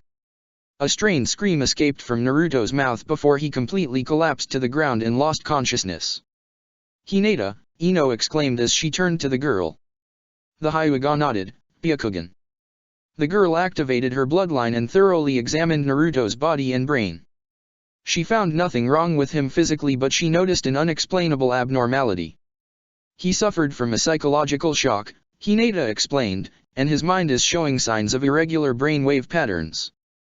But I can't identify what triggered it. Will he be okay? Temari asked while caressing their lover's head. He will be, Ino said despite her worry, he has to be. Ino-chan, Hinata suggested, can you try to use your jutsu to see into his mind? I'll try, Ino agreed as she performed the essential hand signs for the jutsu, Shintenshin no Jutsu. With that, Ino's mind left her body in a pool of chakra and entered into Naruto's body as her body collapsed into Hinata's arms. Several seconds later, Ino was forcefully ejected from out of Naruto's body and back into hers. She gasped and took in a deep amount of breath. What happened? Temari asked. Ino shook her head, something in him forced me out. His mind was so clouded before a strong pulse came from out of nowhere knocked me straight from out his body. Ino was now rubbing her head from the pain resulting from the brute ejection. Did something invade his mind? Hinata asked. No, Ino confirmed, nothing invaded him. Though I can't explain what it was I felt.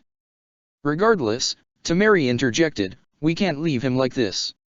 Help me carry him to the bedroom. The 2 younger girls nodded and helped Temari carry their lover to the bedroom. Arriving there, they laid Naruto down on the bed and placed a blanket sheet over him. Hinata left and came back with a warm wet washcloth and placed it over Naruto's head. "How long will he stay like this?" Temari asked. "I have no idea," Ino said. "I hope this is only temporary." Naruto-kun pulled through many obstacles, Hinata said with a voice trying to sound as optimistic as possible though worry was still present in her tone, "and I'm sure he'll pull through this one." "We all know and believe he will," Hinata, Ino said, "for sakes and everyone else's, I'm sure he will pull through." "Let's let him rest," Temari suggested, "later we can come back and check up on him." All three girls kissed Naruto on his cheeks and reluctantly left the room, closing the door behind them. As Naruto lied there motionlessly, a spectral figure rose and floated from out of Naruto's body and took on a form and appearance very different from Naruto's.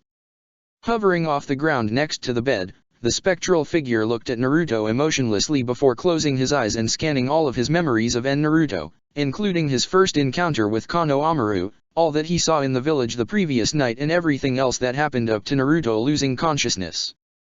Opening his eyes, the figure then shunshined in a whirl of wind, leaving the house and making his way to his next destination. Elsewhere, Jiraiya the Toad Sage was leaping from tree to tree making his way to Konoha to check up on his godson. The sage thought about how adamant Naruto was when he tried to talk him into abandoning the idea of trying to get Sasuke back and accept the fact that the Uchiha turned traitor. The genin was hard-headed and wouldn't listen to him. Just like Minato and his red-haired lover, Jiraiya said to himself, and just as obstinate and brash. Jumping down to the ground, Jiraiya landed down gracefully and sat down under the tree to take a break. As he was about to pull out his tobacco and pipe, he sensed an unusual chakra signature. Feeling troubled by the strange wave of chakra, Jiraiya got up and followed the chakra signature to its source, which led to a hidden underground cave. Going into the cave, Jiraiya crawled in and moved further into the cave. Once inside he stood back up and walked over to the source of the chakra signature. What he saw shocked him to the core. "What kind of seal is this?" Jiraiya said in a low voice as he saw the eerie glowing seal writings of the Hokusai Senshi on the ground. Present time, back in Konoha. Daisuke and Konohamaru were still making their way to the library. While walking, Konohamaru couldn't help but wonder if things could have gone better between Daisuke and Naruto. He was hoping that Daisuke and Naruto would have hit it off just perfectly, but everything backfired and now he was at a loss in figuring out how to fix matters. "Daikun," Konohamaru asked, "wasn't there another way in which you could have spoken with Nii-chan? He doesn't take too kindly to those who talk bad about his friends." "That's all understandable, Konohamaru," Daisuke replied, "but a friend who willingly betrays you is not your friend. There's no greater act of betrayal than the one committed by your closest friends or family members." The boy sighed, but Sakura-san didn't betray Konoha or Naruto and Nii-chan. "Sure, she can be a snob and scary sometimes, but she isn't all that bad as you made her out to be." "Perhaps not," Daisuke admitted, "but still, some of her traits aren't all that complimentary to Naruto's character either." Konohamaru sighed again, seeing that his points were again inverted. After another 22 minutes of walking, they arrived at their destination. Entering the building, the pair walked in and looked around the bookshelves. Daisuke noticed a few people whispering amongst themselves while stealing a couple of glances toward his direction. Two girls in particular started gossiping. "Who's the new guy with the bizarre-looking cloak?" the blonde girl asked in a whisper. "I don't know," the other girl whispered back, "but he's hanging around Konohamaru." "Why would Konohamaru want to hang around a guy like that?" the blonde girl inquired. "How should I know?" the second girl shot back, "It's not like I dash." "If you ladies have something to say us," Daisuke interjected as he turned into their direction, "have the decency to come say it to our faces." The two girls jumped slightly from behind discovered talking about them. They were surprised that the stranger was able to hear them. Stepping forward, the girls stood before the mysterious taller teen. "Sorry about that," the first girl said, "but we've never seen you from around here before." "So I've heard," Daisuke remarked. The first girl went on, "I'm Yamanaka Ino, and the one with the pink hair and large forehead is Harano Sakura." Sakura snorted at Ino while mumbling pig under her breath. The girl then returned her attention to Daisuke. "Where are you from?" Sakura asked. "Are you a visitor here on business?" "I'm here to help Konohamaru catch up on his reading," Daisuke said, we're looking for a book to borrow from this library. Ino and Sakura then noticed the jewel flower on his shirt. Wow, Ino marveled, that's a most beautiful ornament you have there. Do you believe that to be likewise with my bizarre-looking cloak which you so nicely described? Ino chuckled lightly while scratching the back of her head, feeling embarrassed. Hey you guys, a masculine voice greeted. Everyone turned to see Kiba, Shino, and Hinata making their way over to them. Hello everyone, Hinata smiled and greeted, we didn't expect to find you all here. Daisuke turned to Hinata and her team before he approached them. Akamaru, while being carried in Kiba's jacket, gave Daisuke a low snarl. Kiba noticed Akamaru's behavior towards the stranger but kept himself in a cool state of mind, not wanting to draw unwanted attention to himself. Shino was as collective as ever, but his bugs felt something weird about Daisuke, though they couldn't figure out what it was. Judging from your eyes, Daisuke said to Hinata, I take it that you're of the Hyuga clan, yes? Yes, Hinata nodded her head, I'm Hyuga Hinata. This is Kiba-kun, his dog Akamaru, and Shino-kun. Daisuke saw how Akamaru was looking at him. He stared piercingly at Akamaru, causing the dog to retreat further into his master's jacket. Hey Buster, Kiba retorted at Daisuke, what are you doing to Akamaru? Nothing, Daisuke said, nothing at all. Ino asked, what kind of book are you looking for, Kano Amaru? It'll come to me once I find something interesting, Kano Amaru answered. Anyway, Daisuke said, Kano Amaru and I have much work to do. Turned to Sakura, but, I remember Naruto telling me that you have a test to study for. That's right, Sakura confirmed, I'm studying to become a medic nin. Tsunade-sama is my trainer. Why you know Nar Naruto-kun? Hinata asked. I just met him today actually, Daisuke said, but our first encounter was bitter and unpleasant. Maybe you can find and cheer that fool up. Me, Hinata stuttered and blushed. Yes you, Daisuke remarked plainly, and you won't need Byakugan to see through the fact that he'll listen to you. You two got into a fight, Hinata asked worriedly, what happened that led to the fight that took place between you both? Why don't you go find and ask him yourself, Hinata, Daisuke replied, like I said, maybe you can cheer that fool up. In any case, Kano Amaru and I must really continue on our way now. Kano Amaru. Right Daikon, Kano Amaru said as they went both over to one of the librarians. Good day, Dekasuke, Daisuke said to Sakura before heading over to where the boy went. Sakura blinked a few times from the name he called her while Ino and Kiba snickered at Sakura's reaction. Sakura growled heatedly with bloodlust while Daisuke continued walking away from them as though he didn't have a care in the world. This jerk has a death wish, inner Sakura screamed, maybe he started the fight with Naruto in the first place. Shinara. Sakura was about to charge after him when Ino grabbed and pulled her back. Hey Forward, Ino said, don't do anything that'll get you kicked out of here. You heard the name that jerk called me, Sakura snarled.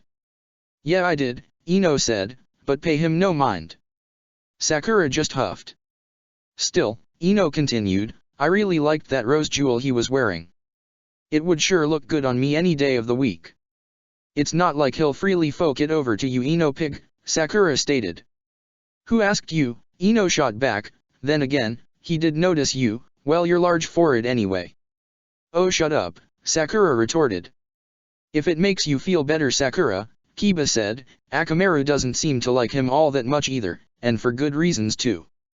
And what might they be? Sakura inquired. We couldn't smell him, Kiba replied. Sakura and Ino looked at Kiba quizzically, what do you mean? Every flesh and blood creature gives off a distinct smell, Kiba explained, a smell unique to that person, animal, or creature. That guy didn't give off any distinctive body scent whatsoever, it was as though he was never here. My bugs reacted in the same manner, Shino added, they too found him unusual. Well he wasn't a genjutsu, Sakura said, if he was, I'd have sensed and dispelled it. What do you think Hina dash? The group turned to see that Hinata was gone and no longer among them. Where did Hinata go? Ino asked with being given an answer, and when did she leave? Daisuke stood next to Kano Amaru as the boy was being instructed by the librarian he was speaking to on where he and Daisuke could find what they were looking for. Moving on, The duo made their way over to the bookshelves and started looking around for the book. While Kano Amaru did that, Daisuke moved away from him and made his way over to another bookshelf. Making a quick scan, he found what he was looking for. "I found it," Daisuke gestured to Kano Amaru to come over to him. Reaching the older male, Kano Amaru saw that Daisuke was holding a book on Bojutsu. "This book will be a great benefit to you, Kano Amaru," Daisuke suggested. "Read this book to help establish your foundation for Bojutsu and the use of the Naginata." Kano Amaru nodded and took the book before he and Daisuke made their way over to another librarian at the checkout desk. After having the book checked out, they both exited the library and started off to their next destination, which was at one of the training grounds. Back in the forest, Jiraiya was still hard at work trying to study the ancient seal. He was at it for a couple of hours now. "I've never seen anything quite like this in all my years," Jiraiya said, kneeling down on one knee next to the seal. In his analysis he discovered several aspects about the seal. "This seal, however, has several design flaws in it," Jiraiya noted. "Not the work of a genuine seal master, that is certain.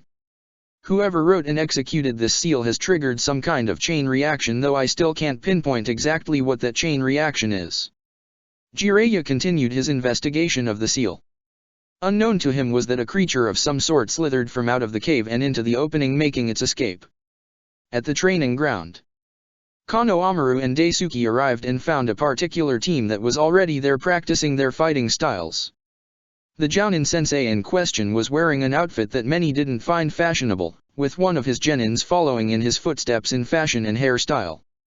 "Yosh," Guy said with a huge smile on his face, "it's great to see my youthful genins ready for the day's training. Your flames will burn brighter after today."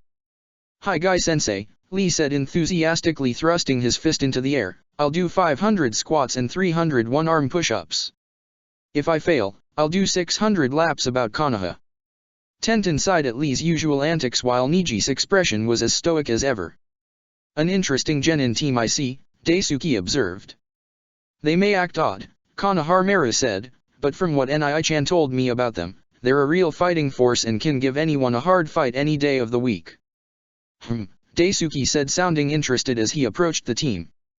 "Hey, where are you going?" Kano Amaru called out. "To introduce myself, of course," Daisuke replied while continuing on his way over to the group. It wasn't long until he was spotted by Guy and his team. Kano Amaru followed close by. "Kano Amaru-kun," Lee greeted, "who's this newcomer?" "He's Rurounin no Daisuke," Kano Amaru said, "he's a good friend of mine." Niji looked at the older teen with curiosity. He sensed that there was something abnormal about him, though he couldn't put his finger on exactly what it was. He was tempted to use his Byakugan on him, but decided against it. Tenten looked at the guy from head to toe, trying to make out what kind of a person he was. Daisuke stood before them and asked, "And who might you all be?" "I'm Hyuga Niji," Niji said. "Tenten." "Rock Lee." "And I'm their Jounin sensei, Mato Guy, Konoha's green beast." "An interesting team," Daisuke said before turning to Lee. "So you're Lee. Naruto mentioned you earlier." "You met Naruto-kun?" Lee asked. Daisuke nodded. Lee asked, "What did he say?" "That both you and him have a crush on this Sakura," Daisuke shrugged. "Yosh," Lee confirmed enthusiastically, "Naruto-kun and I are strengthening our flames in our effort win the love of that pink-haired angel named Sakura-san.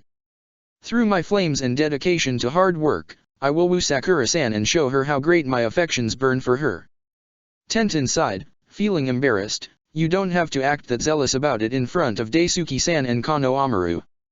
Turning to Guy, Daisuke asked, "Was I interfering with their training?" "Actually," Guy said, "we were just about to have a sparring session." "You don't say," Daisuke remarked while looking over at Tenten. "Perhaps the young girl here with panda-looking hairstyle would like to challenge me." Tenten's right eye twitched several times as a low snarl left her mouth. Kano Amaru snickered at his remark, though he felt bloodlust from Tenten aimed at Daisuke. "I accept your challenge," Tenten said, pulling out her weapons scroll. Daisuke reached behind him and pulled out a small scroll. Opening it, he focused chakra into it and summoned his Naginata from it. What stood out uniquely about his naginata was that the blade looked like a large razor-sharpened fang of a viper and the staff itself looked to be beautifully made out of rock-hard polished marble.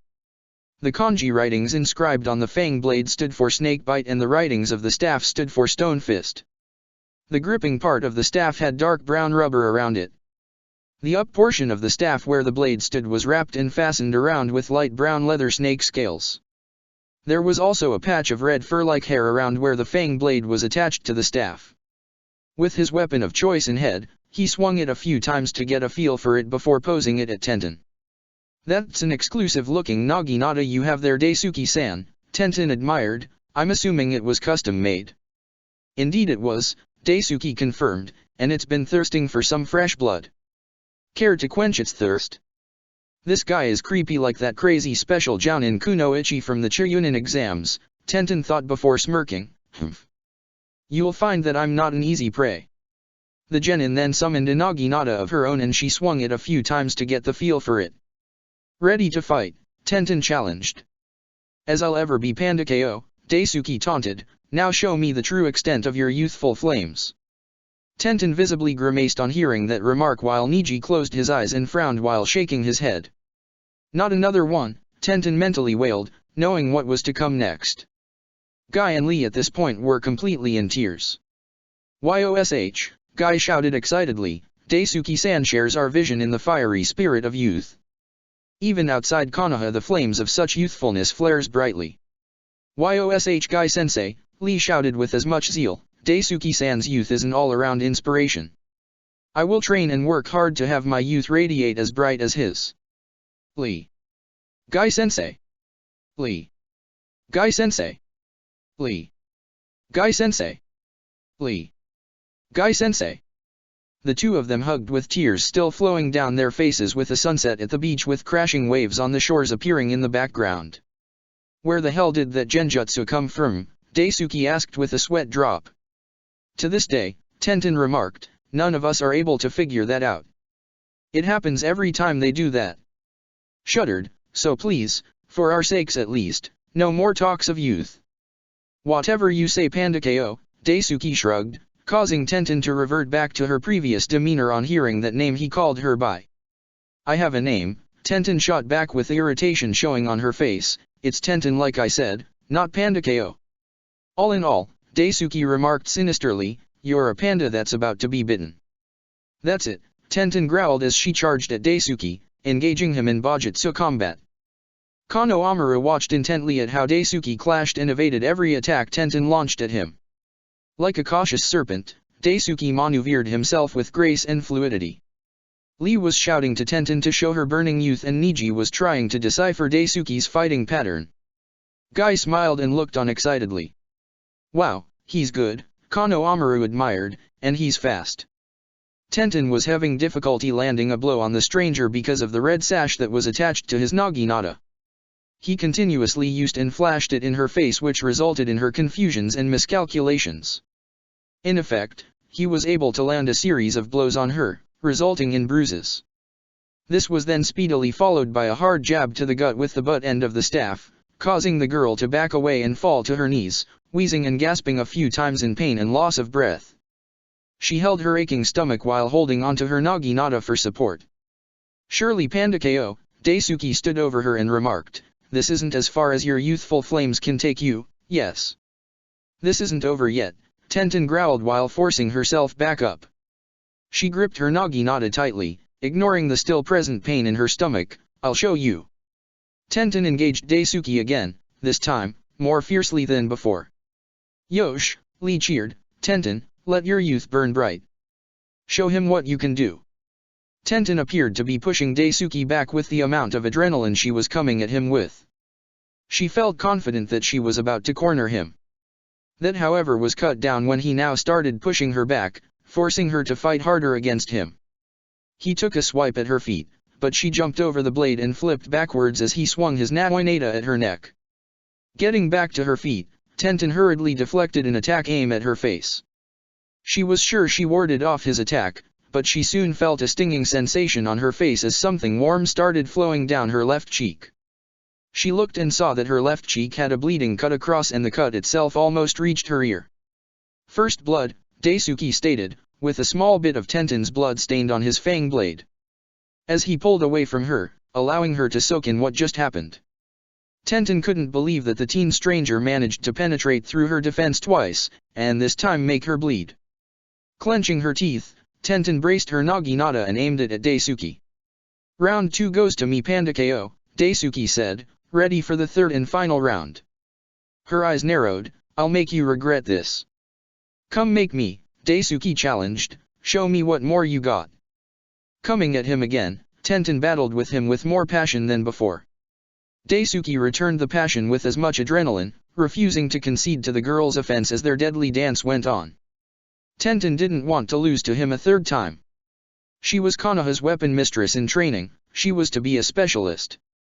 She had to prove that she was to be the best.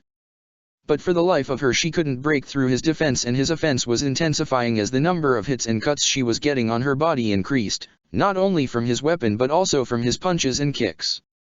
Guy looked on intrigued at how hard Daisuke was really pushing his student, forcing her to really give it her all. Niji too was fascinated at how coordinated and polished Daisuke's movements were. Kano Amaru looked on as though he was completely glued to the fight, trying to visualize himself in Daisuke's place. Look at him go, Kano Amaru marveled, I didn't think anyone of boss age group could match Tenten in weapon fighting from what he told me about her. Byakugan, Niji said in an undertone as he activated his bloodline. He attempted to examine Daisuke's chakra coils. What he saw made him frown with narrowed eyes suspiciously after he deactivated his bloodline moments later. At this point, Tenten was in her own world. To her, nothing and no one else existed except her and the opponent she was facing. Strike after strike, slash after slash, he kept coming at her with a speed she had a hard time keeping up with, and he was getting faster and his strength increased with every blow he landed. He turned and ran a couple of feet from her as she pursued him. Seconds later, he leaped on a large rock and jumped backwards over Tenten's head, surprising the girl. She speedily turned and received a swing kick to her face. The kunoichi was sent spinning to the ground in a heap. After hitting the ground, she hurriedly moved out of the way as the blade of his naginata came swinging down at her. She got back up on her feet, nursing the bruise that appeared on her right cheek from his swing kick. Daisuke moved and swung his weapon around his body as if he was seemingly dancing with it. He stopped and posed his weapon at her as he looked at her with a hidden smile under his mask. Let's finish this, Daisuke suggested. Snarling at him, she gripped her weapon and prepared to charge at him. That option though was denied her when he suddenly appeared in front of her and slashed at her. She barely managed to evade the blade as it sliced off a few strands of brown hair from off her head. Not giving her time to counter him, he came at her with unrelenting prejudice and adrenaline. Who the hell is this guy? Tenten thought frantically as their death waltz went on. She tried backing away to make some distance between them, but he just kept coming without showing signs of relent. She didn't know for how much longer this would last. Moments later, he used the red furry sash on his naginata again to throw off her focus as he kept thrusting the blade at her face as she did everything in her power to evade getting her face cut up and stabbed by the weapon. During the confusion, he found an opening and immediately used his naginata to smack hers from out of her hands away from her. Speedily using the butt end of his naginata, he swung it into her right leg, causing her to fall to the ground flat on her back. Not giving her time to react, he rushed and pressed his left foot down on her between her breasts as he held his naginata and swung it down at her neck, stopping when the cold sharp fang blade touched the skin of her neck right under her jaw. She gasped in shock, seeing the serious look on his face. The battle is mine, Daisuke stated, staring down at Tenten. Choose your next move carefully, Panda KO, for a viper's venom turns toxic after the bite. She looked back at him with a look of disbelief, defiance, and at the same time awe. The only time she fought that hard was when she helped Niji perfect his kaiten, but Daisuke forced her to not only to fight him but to defend herself through her expertise. He challenged her abilities in the naginata and completely subdued her. Dropping her head back down, she admitted defeat. I lose. That was cool, Daikun, Kano Amaru said as he ran over to the older teen. Daisuke removed his foot off Tenten and withdrew his naginata. Daikun offered with his left hand extended to her. Tenten took his hand before he helped pull her up off the grass.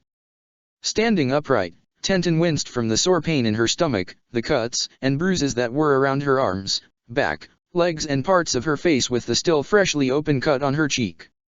Parts of her clothes too were stained in her blood and sustained some tears from Daisuke's naginata. Daisuke thought didn't have a single scratch anywhere on his body or a tear on his clothes whatsoever. I'm a complete mess, Tenten grieved. Here, Daisuke offered, let me. Tenten looked at the teen questionably as he took hold on her arms. Focusing green chakra into her arms, he started healing the cuts and injuries he personally inflicted on her. When that was done, he healed her legs, back, stomach and lastly, her face. You're a medic nin also, Tenten asked, feeling much better than before. I have many talents, was Daisuke's only reply. Your moves and timing in attacks were most impressive, Niji commented as he stepped into the mix with Lee and Guy joining in. Yes they were, Lee added, you were most youthful in your arts and your flames were shining as bright as the dash. Save it Lee, Tenten interjected. Daisuke-san, Guy asked, your spar with my youthful genin was a most enlightening experience for her I'm sure. She'll definitely use this as a lesson to help her flames grow ever stronger. Yes I'm sure Pandakeo will, Daisuke said. Stop calling me that, Tenten grumbled with clenched fists and shut eyes. Daisuke-san, Lee said, would you like to spar with me? I'll be more than happy to show you my flames as did Tenten.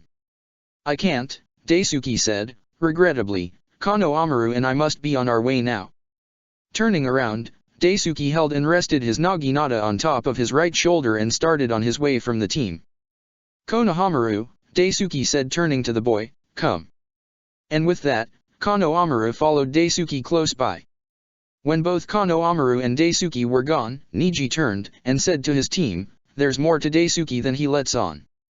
You think, Tenten remarked, throughout the whole fight I couldn't lay a single hit on him and his moves were getting stronger and faster. Plus he kept calling me that annoying name. Not just that, Niji continued, I couldn't make out what his chakra coils were. They were unlike anything I've ever seen. Along with this, his chakra was also unusual and erratic.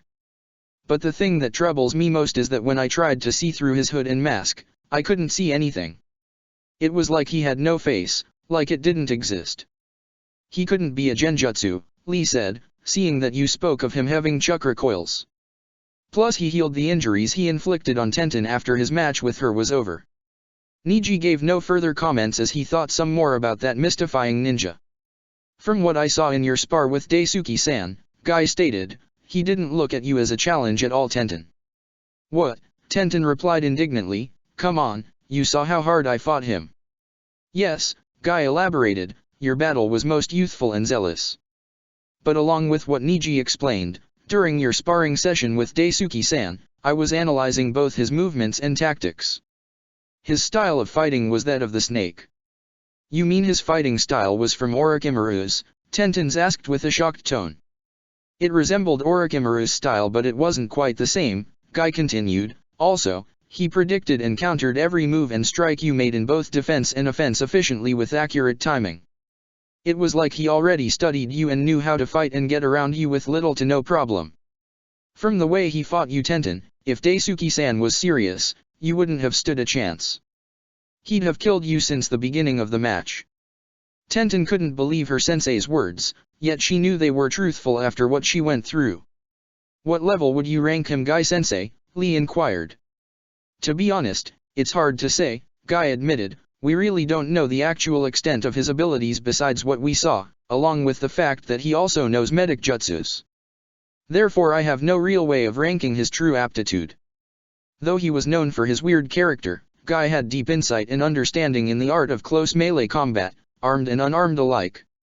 Back in Konoha. Naruto was at Ichiraku with a bowl of ramen in front of him. He was still depressed by what Daisuke said to him and he was hoping to get his mind off of it with some of his favorite food to eat. Sadly for him, that wasn't to be so. What's the matter Naruto? Toki asked, normally you'd have been on your 6th bowl at this point. Did something happen? Some know-it-all jerk I met earlier, Naruto replied angrily, he doesn't even know me and he went acting all pompous like he's better than me. Is that what happened? A feminine voice asked. Naruto and Toki turned to see Hinata approaching them. "Hinata," Naruto asked, "what's up?" Fiddling with her fingers, Hinata said, I heard that why you got into a fight earlier today." "Where did you hear that?" Naruto asked. "From the one you had the dispute with," Hinata answered, "but I didn't get the chance to find out his name." "Rurouni no Daisuke," Naruto stated sourly, "that's the name of that damn cold-hearted asshole." "Watch the language, young man," Toki rebuked. Naruto lowered his head, "Sorry G-san." "Naruto-kun," Hinata asked nervously as mustered up her courage and took a seat next to him, "it wouldn't be too personal to tell me and Toki-san about what happened between you and Daisuke-san, would it?" Deciding to get his problem off his chest, Naruto began relating the entire account to Hinata and Toki, from his meeting with Kakashi and Sakura to him being where was now. Toki and Hinata listened to the blonde without interrupting, seeing the anger and sadness in his tone, especially when he mentioned the accounts on what Daisuke said about Sasuke and Sakura. Hinata was very sympathetic for the blonde, in spite of his one-sided infatuation with Sakura, which was seen from how angrily he spoke about how Daisuke bad-mouthed the pink-haired Kunoichi. "I'm sorry all that happened, Naruto-kun," Hinata said, "he shouldn't have said all those harsh things to you. I know the issue about Sasuke is a sensitive subject for you and Daisuke-san was cold and unsympathetic for your hurt feelings about Sasuke's desertion. Toki knew that Naruto's immaturity stemmed from his loneliness as a Jinchuriki. He knew that Naruto had it hard all his life as so many in the village looked at him as if he was the Byakuya he had imprisoned inside his body. Sasuke was your first best friend," Hinata said, "he was one of the first few people to acknowledge and empathize with you as an orphaned child, just like how Iruka-sensei did. Sure you both had your differences but you two didn't hate each other, at least from what I've seen while Sasuke was here. You grew a strong bond with Sasuke, your team, Iruka-sensei, and others in Konoha, and severing just one of those bonds must be unthinkable to you. That's something that Daisuke-san can't begin to understand because he never lived your life, regardless of all his experience and expertise." Toki thought about adding his 2 cents into the conversation but he decided to stand by and watch, allowing Hinata to talk. It surprised the man that despite her shy nature, Hinata was quick to help her friends and he was not blind to the long-time affections and admiration the Hyuga heiress had for the blonde Jinchuriki. "Your views, Naruto-kun," Hinata blushed and paused momentarily as she gathered her thoughts, "are more optimistic and you never want to give up on anyone or anything. You try to see the best in everyone, believing that if you truly reach out to them, they can change for the better. That's how you feel for Sasuke and why you so greatly want to help and bring him back. Daisuke-san's views are callous, barely open to compassion, mercy, or understanding. Despite this though I think I can see from where he's coming from." Naruto turned sharply to Hinata, "How could you say that and take his side all of the sudden? Itsnn not like I'm trying to defend him and Naruto-kun," Hinata stuttered with panic, "but, I'm assuming that, something horrible and traumatizing, must have happened to him. Like you, he must been gravely hurt and betrayed by those he once looked at as close comrades or family, but he can't understand why you're so quick to forgive Sasuke's actions. You." Naruto calmed down to think about what Hinata was telling him. Not wanting to experience the feeling or act of being betrayed again, Hinata theorized, Daisuke-san must have shut off all his emotions, choosing to live solely by the way of the shinobi. What happened between you both sort of showed the perfect ninja ideals versus the not-so-perfect ninja yet one who doesn't give up ideals. Still, that gave Daisuke-san no right to tell you how you ought to view others or those you deeply care for. You're who you are and neither Daisuke-san nor anyone else can force you to change that unless you want to." Naruto sat there as he just listened to Hinata's words. Little by little he was starting to feel a whole lot better. "It's true," Hinata continued, "when Daisuke-san said that you can't save both the spider and the fly as one must be sacrificed to save the other. But he said it as if it was a solid fact when he related that notion with people in general, something I personally don't agree with. You never know what can possibly happen until you give it your best shot, but you won't ever know if you don't. That's what you're trying to do with regards to Sasuke. You're trying to save and rescue him from his darkness because he was your closest friend. You." Naruto marveled at Hinata's wisdom, insight, and consoling words. They were exactly what he needed to hear and it came at the right time. The blonde hyperactive ninja found himself smiling optimistically again. Awkwardly enough, Daisuke's words from earlier came back to him. Sakura isn't the only smart and pretty girl in Konoha. There are many smart and pretty girls out there, Naruto. Hinata. Turning to the blonde, she asked, "Yes, Naruto-kun." Overcome with much joy and high spirits, Naruto stood up and pulled Hinata into a tight affectionate embrace. Hinata's face turned a dark bloody red from the close contact with Naruto. "Thank you, Hinata," Naruto cried happily, "you truly are a smart, pretty and precious friend. You're one of my most precious people." Dadabia. He thinks I'm smart, pretty and precious. Hinata smiled happily, very joyful that she was able to lift Naruto's spirits back to normal and then some. "I'm smart, pretty and precious to Naruto-kun." It was rather ironic really, seeing that the very person responsible for hurting Naruto's feelings was the same one who told Hinata to find and cheer Naruto up. What added more to the irony was how Naruto was affected by remembering Daisuke's words about other smart and pretty girls in Konoha besides Sakura. "Heiji-san," Naruto said cheerfully while turning to Tuka with Hinata still wrapped in his arms, "2 large bowls of beef ramen for Hinata and I on me." "I'll give you a break, Naruto," Tuka smiled, happy that Naruto was back to his ever-happy self. "That order will be on the house for you both." "That's even better," Naruto cheered, totally unaware that the red-faced Hinata fainted happily while still in his arms and embrace. All the while in the forest of death. Temari, Ino, and Hinata were back in the room checking on Naruto, who was still in bed where he haven't moved from since they laid him there. The girls were now dressed in some of the clothes that their lover had bought for them. Hinata was dressed in a pair of dark blue pants and a black form-fitting t-shirt. Her head protector was hanging around her neck as she usually wears it. Ino was wearing bandages about her upper legs, thigh and stomach with medium blue shorts worn over it with a matching stomach-less short-sleeve shirt. Her head protector was worn around her head. Temari was wearing a fishnet bodysuit with a red skirt, and a white t-shirt. Her large fan was strapped to her back and her head protector was worn around her neck like Hinata. Their feelings of worry and concern intensified when they saw that Naruto was sweating and sweating hard. He tossed and turned several times while lying down and mumbled incoherent utterances on a few occasions, seemingly as though he was trying to warn someone about something. "What is he talking about?" Ino wondered aloud. "He's not making any sense." "He's burning up," Hinata said with her Byakugan activated while wiping Naruto's forehead with the moist washcloth. "It's like something is sapping his strength and vitality." "What's wrong with him?" Temari wondered. "Why is he like this? Do you suppose the Kyuubi has something to do with this?"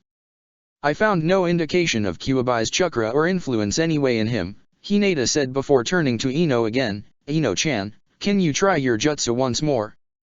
Ino nodded without question and performed the mind transfer jutsu again. Temari caught her body and laid her on the recliner. Moments later, Ino was shot out of Naruto's body just as before. The girls went over to her and checked on her. "Are you alright?" Hinata asked. "No better than the first time I was thrown out of him," Ino remarked, "but I heard a name of some kind being repeated in his clouded mind, with another voice trying to warn me about something in connection to Kano Amaru." "What name did you hear?" Temari asked. Ino looked at Naruto and then turned back to Temari and Hinata. "Ruraunin no Daisuke." "Elsewhere." Daisuke's eyes flashed and narrowed when he felt a pulse of some sort course through his body. Kano Amaru turned to the older teen quizzically. "What is it, Daikun?" Kano Amaru asked. Daisuke gave Kano Amaru no reply as he thought to himself, "Looks like those 3 kunoichis will be coming after me soon." Check the description for the links to the author.